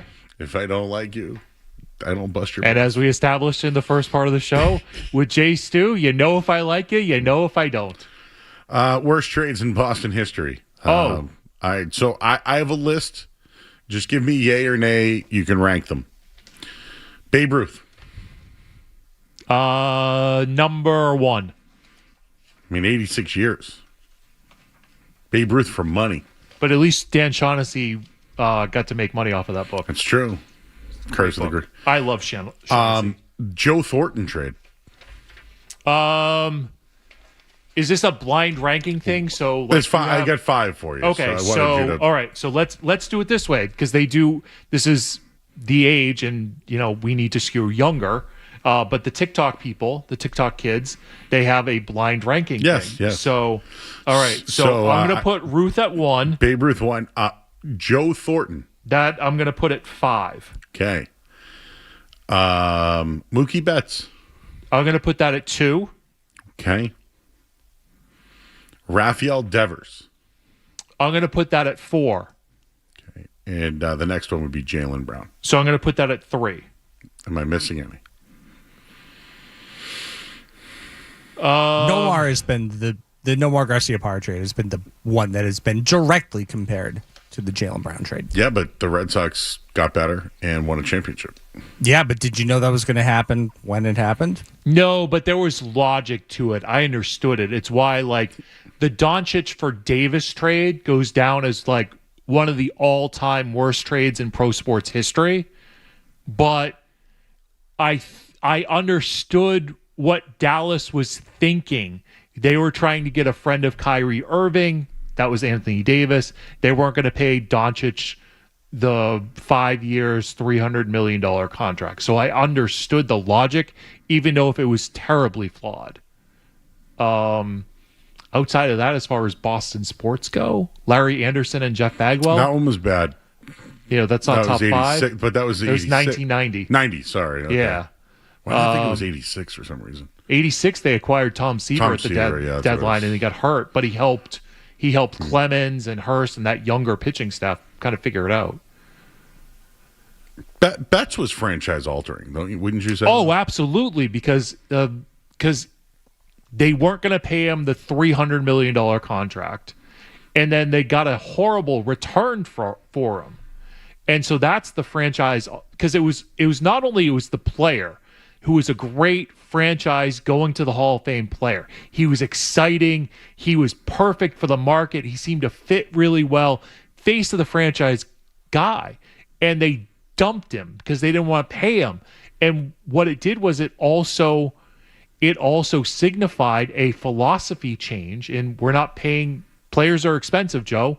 And so we're not paying for that. Maz brought up a great point on the baseball hour last night where he said one of the worst moves in Boston sports history was trading John Lester. Yeah, they had to go get Price and then Sale and all that. They got Cespedes because they were trying to get a major league talent. And then they thought they were going to get him back, remember, at the end of the year? Exactly. But he was so offended. So at the time, he had a house in Newton, right up the street from where I was. And he sold his house a month after he was traded, less than a month after he was traded. So he was not coming back. If I remember that correctly, he was not coming back at all because he was so offended. He got offered 4 years at $70 million, Lucchino, right? And he was offended by it. He should have been. And then he hits the market, and the Red Sox offered him $6 and $135. He signed with the Cubs for $6 and $155, I think it was. So you're short on the preseason offer, and then you're short in the free agency offer. So you really F that up. Horrible. And I think that turned into Porcello Yes. in the long run, which he won a Cy Young. Cespedes for Porcello. Yeah. Cespedes went to the Tigers for but they Porcello. had to go out and acquire David Price. They had to overspend for David Price. Deal with his antics. And they offered, if I remember correctly, St. Louis was at 6-190. The Red Sox were 7-218, something like that. And then they had to go get Chris Sale after that. So, yes. But I think the Chris Sale thing was you had a unique opportunity to get another ace. Yeah. And Price, I thought, had a good first season here. Yeah. But you could pile on He because sucked in the playoffs. No, he won a championship. Well, it's because I'm aware of that. He was also a sieve in some of those. Well, so the Yankees game. Well, the Astros were stealing pitches.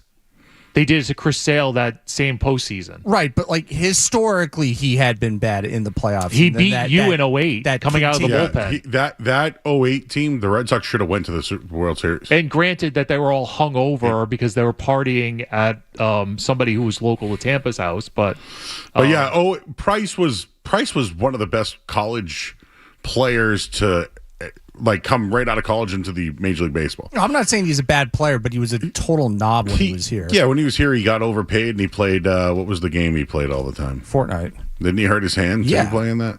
Dude, we busted him in an interview playing Fortnite while he was allegedly supposed to. And be the Eckersley recovering. thing didn't go over well. No. His first season, he was 17-9. He led the league in innings pitched, led Major League Baseball in batters faced. He had a 3.99 ERA. He made 35 starts. Yeah, I would say of the guys they acquired over time, I think Josh Beckett might have been the most underrated. He helped them win a championship in 07, obviously. Josh Beckett was a really good pitcher. He had a bad 06 because he was adjusting. Yeah. He had an incredible all-time 07. In the postseason. And I think if I remember correctly, 08, he was just banged up for most of the season. Ooh, that was a good and trade. it kind of fell off. Oh, yeah. Hanley Ramirez for Lowell. Theo doesn't do that trade. He's on the record. I believe he's on the record saying he wouldn't make that trade. And the sale trade was Yohan Moncada, who I think was the number one prospect in baseball. He was the number one prospect in baseball. Dombrowski got that right. And that's the key, is that you got to make sure that if you're dealing away these prospects, that you know the real ones and the fake ones. And, Chris Sale was it was like Moncada. Oh, this is so frustrating. Well, I can tell it led to the Crochet trade. It was Moncada, Michael Kopech. Who's They were the Kopech? two. Yeah. They were the two big prospects at the time. The Red Kopech Sox did play for the White Sox for a little bit. He did, and he closed out. He helped the Dodgers win 2 World Series, maybe coming out of their bullpen. Maybe 1. What is Kopech up to these days? He is free agent, not on a team. Can I pose a question? Yes. Sort of in the vein of worst trades. It's and it's early. I understand it's early, but worst return: what the Red Sox got from Mookie Betts, or what the Celtics got from Jaylen Brown? Well, I think 2 things. One, Jaylen went to the 76ers, which is a rival. Paul George really is here because his contract is expiring. So I don't think they really, it's a bad trade because hey, you answered the question. However, I'm just posing. What's the worst return? I think the Devers trade was better than the Brown trade. And I know that the Rafael Devers trade was a real dump, but they got 3 players. In this case, they dumped Jaylen for a guy that they're just going to dump anyways. Those picks, I don't know if they'll mean anything. I mean, who knows if Tatum's still around at that time?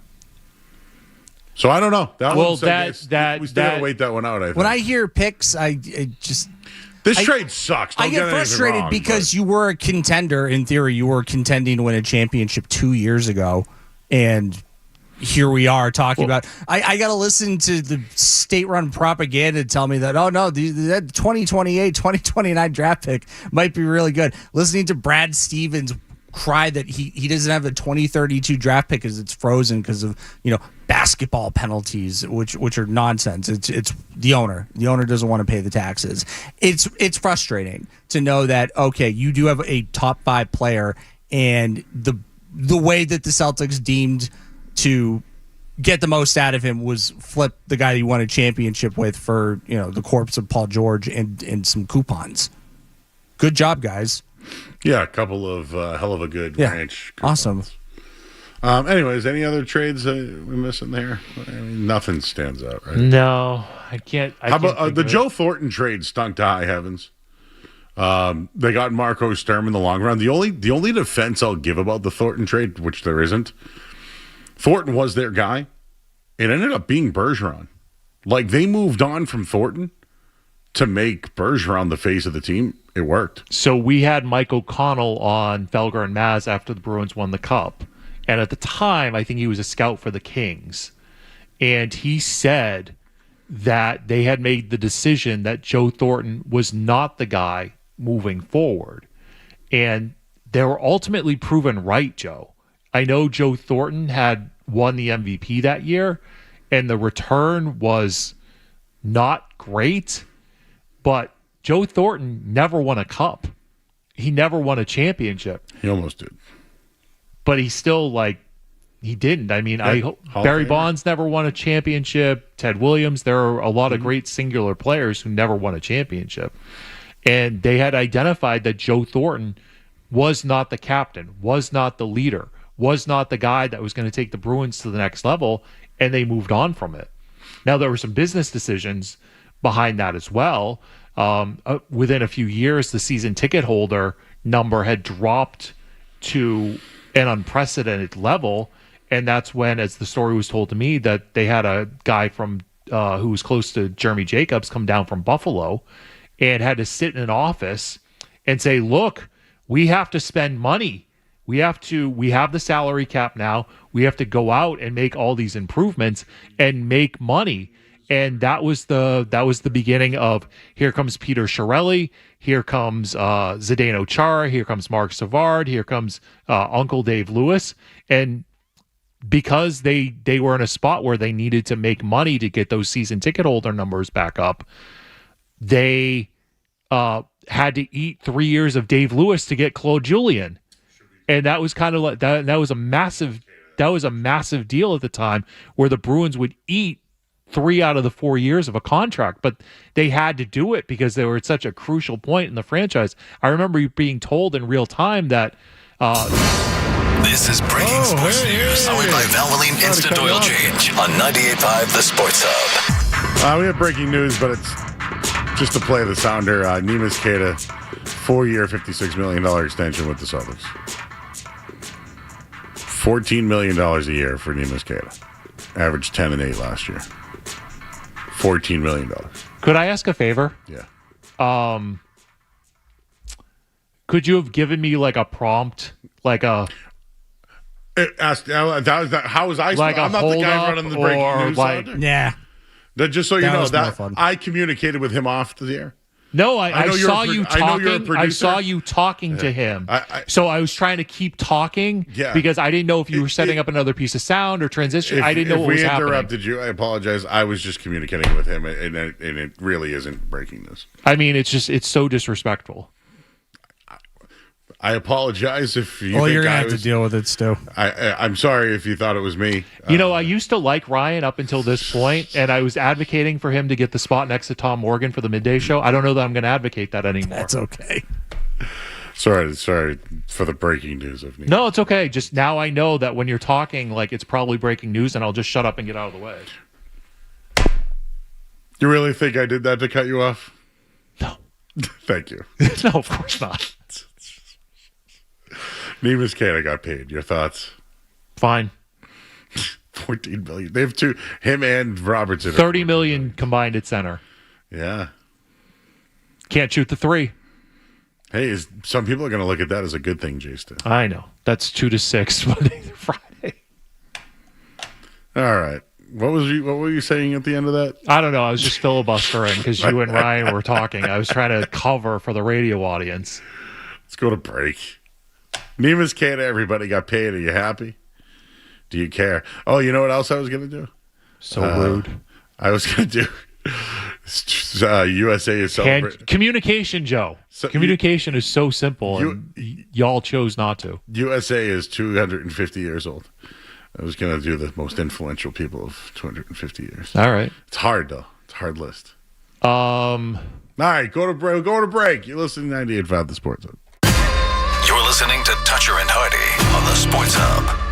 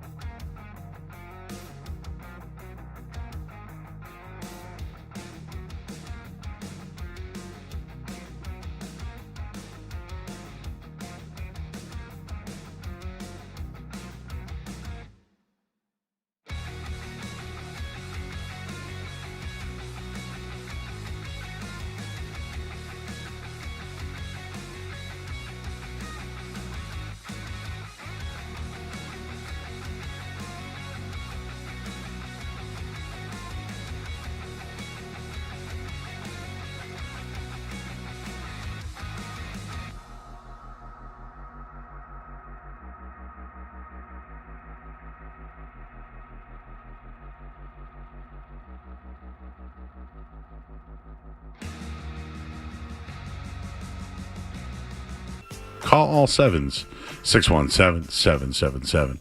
877-7777 or visit gottagetglassman.com. Do you have an email, Jimmy? I do. I got an email from Michael Goldberg. I don't think any relation to Bill Goldberg, but he wrote in on the Celtics ownership.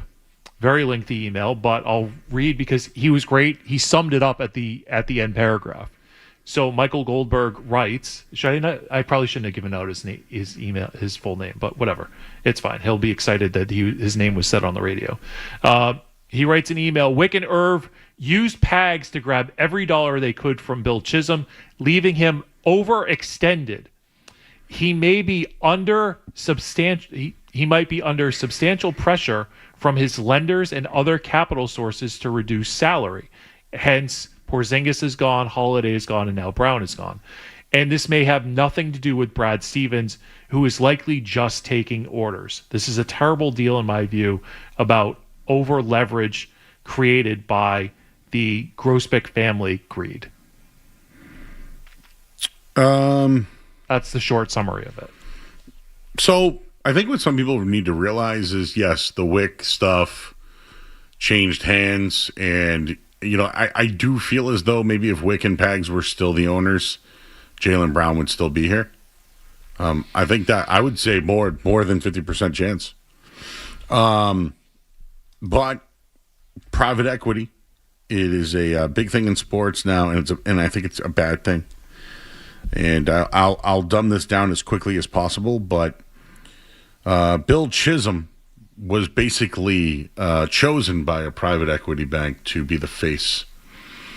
And the NBA doesn't accept private equity's money when it comes to a sale, or all their money.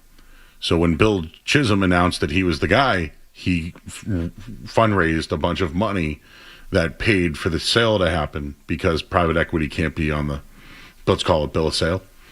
So a lot of the money that is coming in for the Celtics is from private equity. So therefore, they're the head of the pyramid. Then it's Chisholm, and then it's Wick, I guess. So Wick, I believe, has 13%. Chisholm has like 16%. But the power is through the equity group. Right. Somebody in the equity group, big 76ers fan. Was the deal facilitated from somebody in 6th Street? I would believe that. I would totally believe that. Thank you. That's smelly. That is smelly. And if you want, like, owners do deals all the time. Last year, the Devers deal was done on the ownership level because Breslow was asking for too much. And the Giants owner is on the record as saying he had a conversation with John Henry because Breslow was asking for too much for Rafael Devers.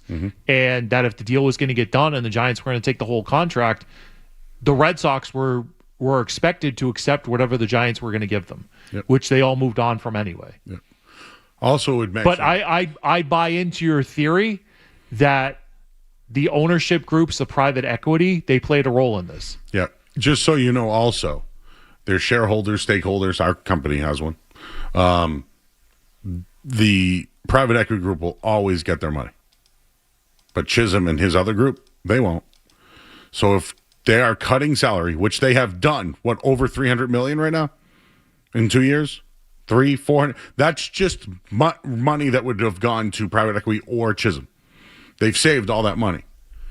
So moving on from Jaylen, yes, Paul George is here, but if he's here at the deadline or next year or whatever, that money's off the books. The private equity group will always get their money. So if at the end of the year they only make $200 million, if the deal is, 140 goes to private equity and the rest goes to them, that's what's going to happen. It's going to happen more and more and more. I should also let you know that 6th Street also owns 10% of the Spurs.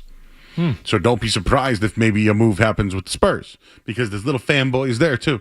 So again, I don't want to bore you with this stuff because I don't care about it. No, but the bigger picture, Joe, is that there's ownerships that are tied together, and all these big wig owners are friends with each other. So if you have 6 owners who are all friends with each other, they're going to try to do this deals with each other. It's no different than in baseball. Like, if you look at Craig Breslow, he's done deals with like the same 4 teams because they actually answer his call and they have similar philosophies, whatever. So that's with these big investments.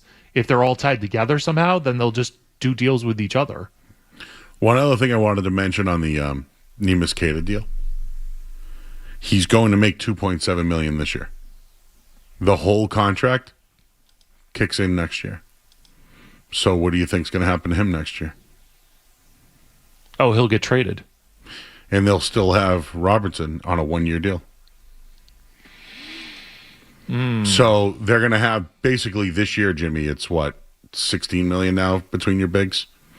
They ain't going to have $30 million in bigs next year. Well, the whole idea of what all the moves that they have made since this new ownership group was taking over was that they didn't want to get hit with the repeater tax that the Golden State Warriors ownership group had to deal with while they were in the midst of their dynasty. Now, the trade-off of that is it's a dynasty, and they were competitive every single year, and they were the team to beat.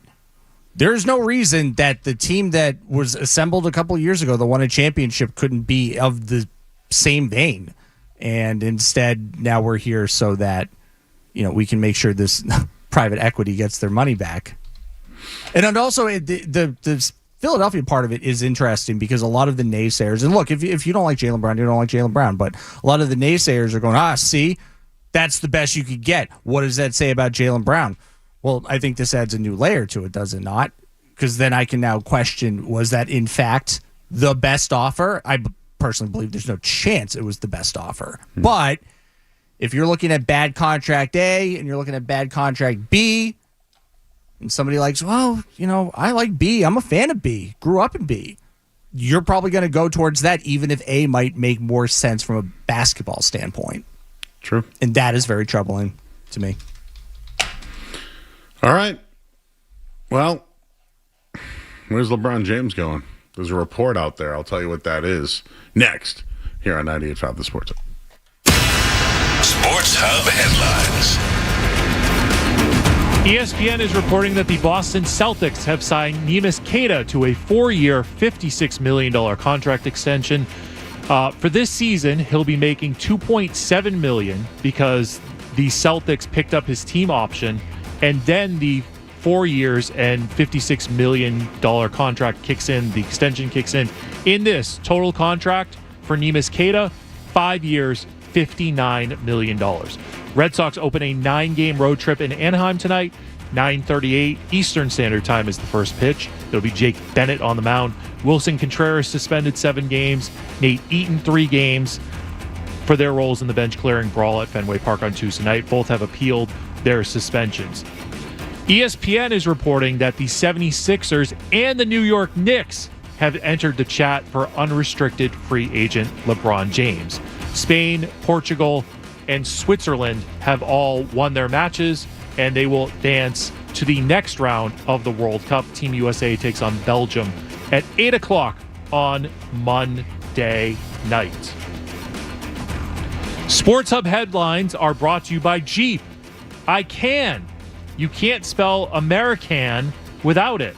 During the Jeep Make This Summer event, celebrate 250 years of the country that can with a great deal on the vehicles that always can.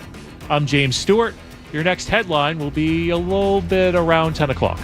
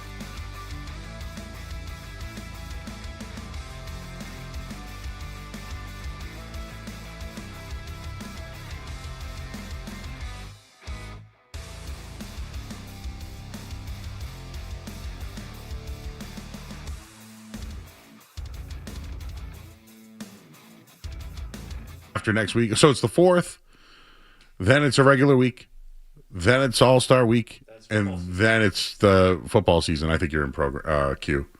We got to put Jimmy and Ryan. We got to. It's okay. And then we're here at football season. It's okay. So it's a lot's coming up. I'm best when I'm not in program, Joe. You're behind the board a lot. I'm much better in the other room. It's okay.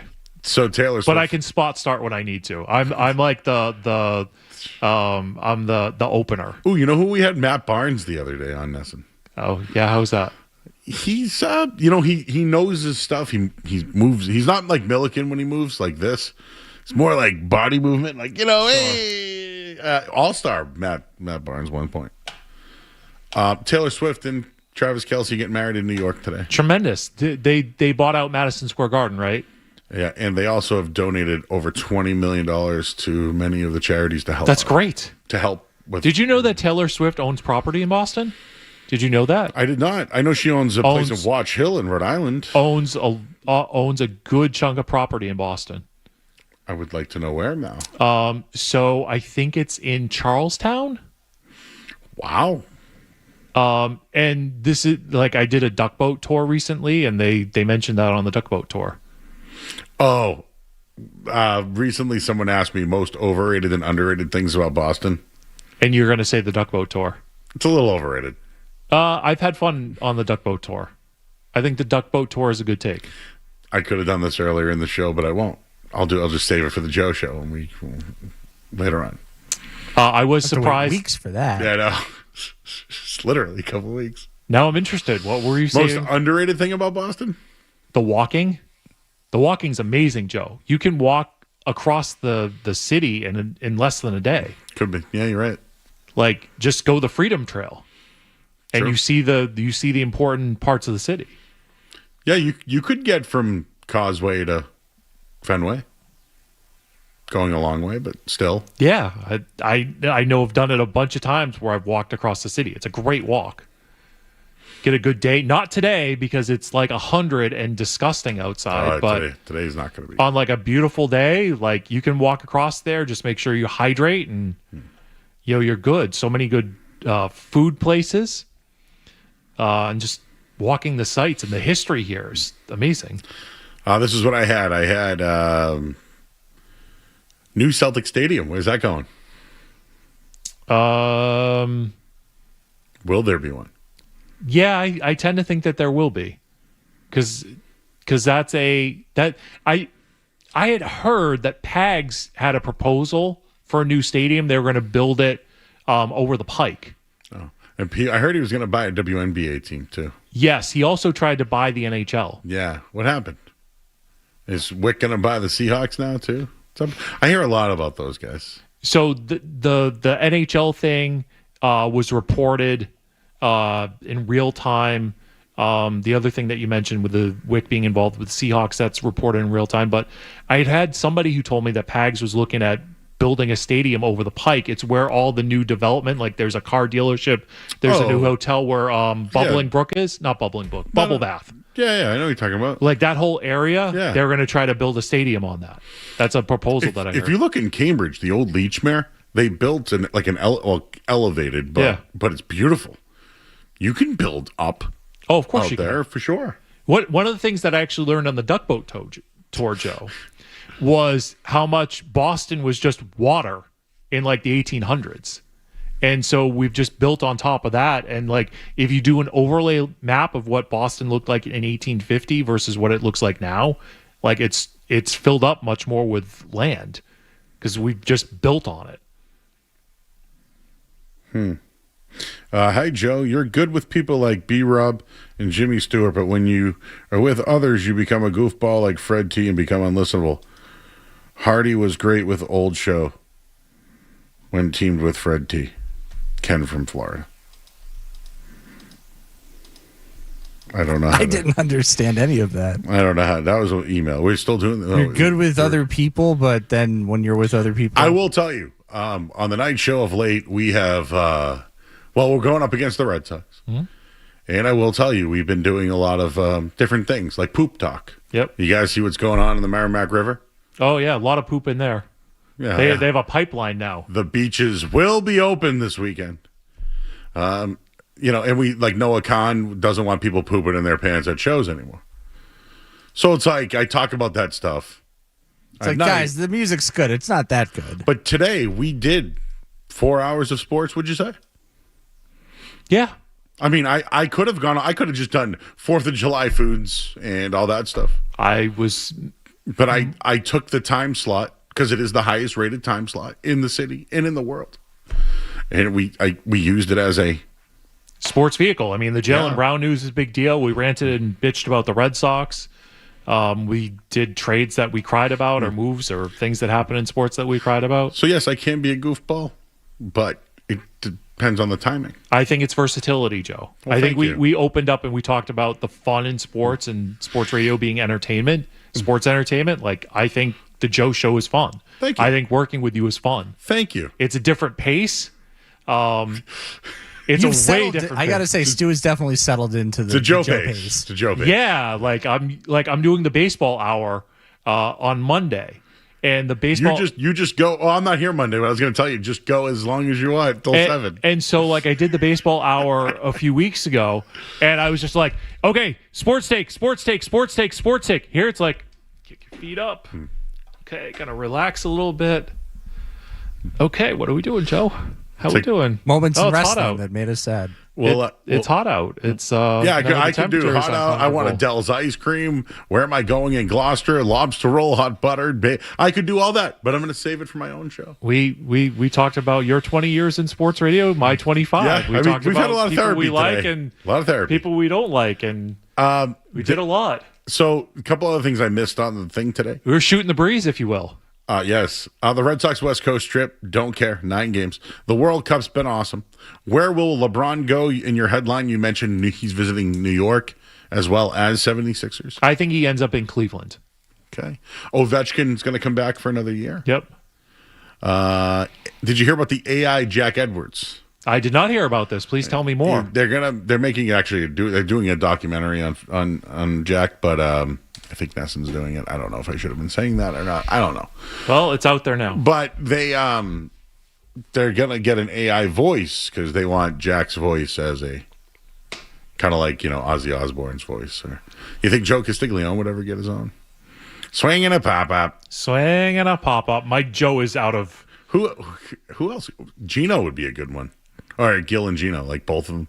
Madden would be a good one. And you already have that in the video game. Yeah, that's true. Start getting into the deceased, though. It's I don't love that. And then I came up with a top 5 most influential Americans considering the 250-year anniversary. This is not my finest work, so just go with it. Time 100. Take notice of this. I went Walt Disney, Elvis, MLK, Steve Jobs, and Hulk Hogan.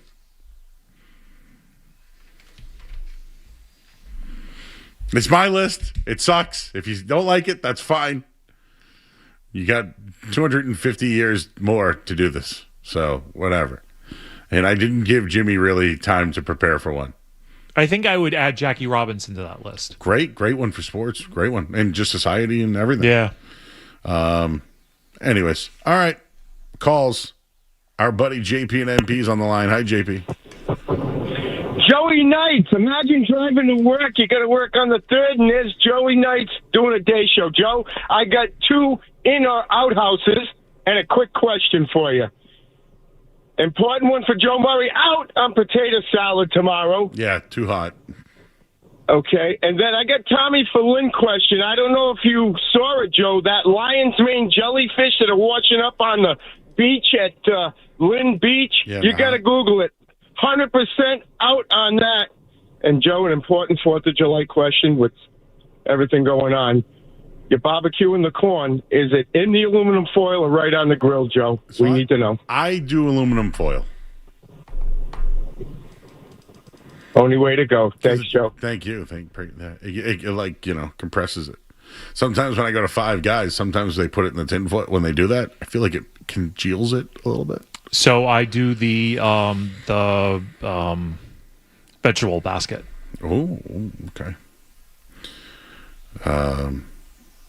Somebody says it's Adele's, not Adele's. I don't know, man. I'm not from Rhode Island.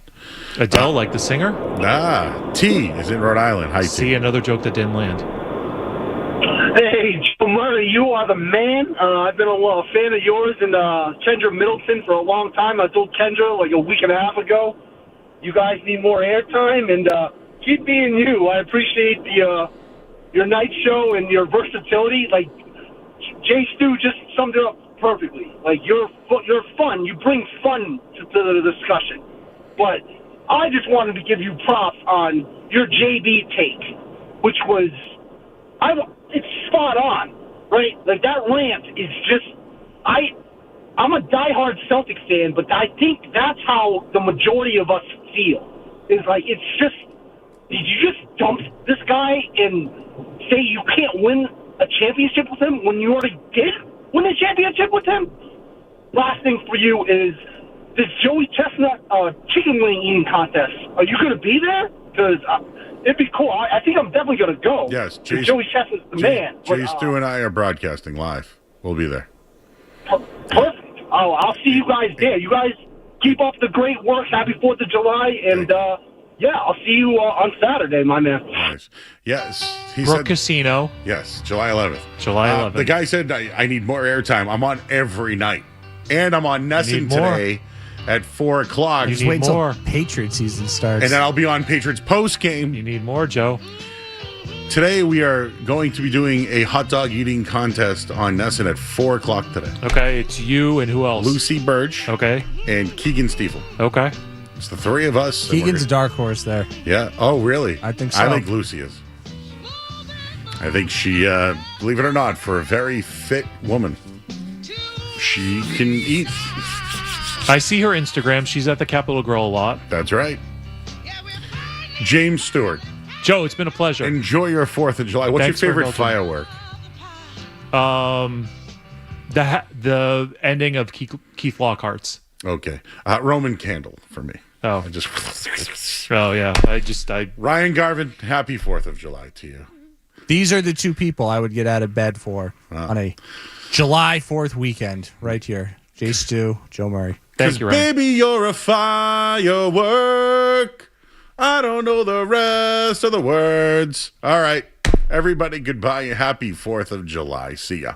Have a weekend. Toucher and Hardy will be back on Monday on the Sports Hub.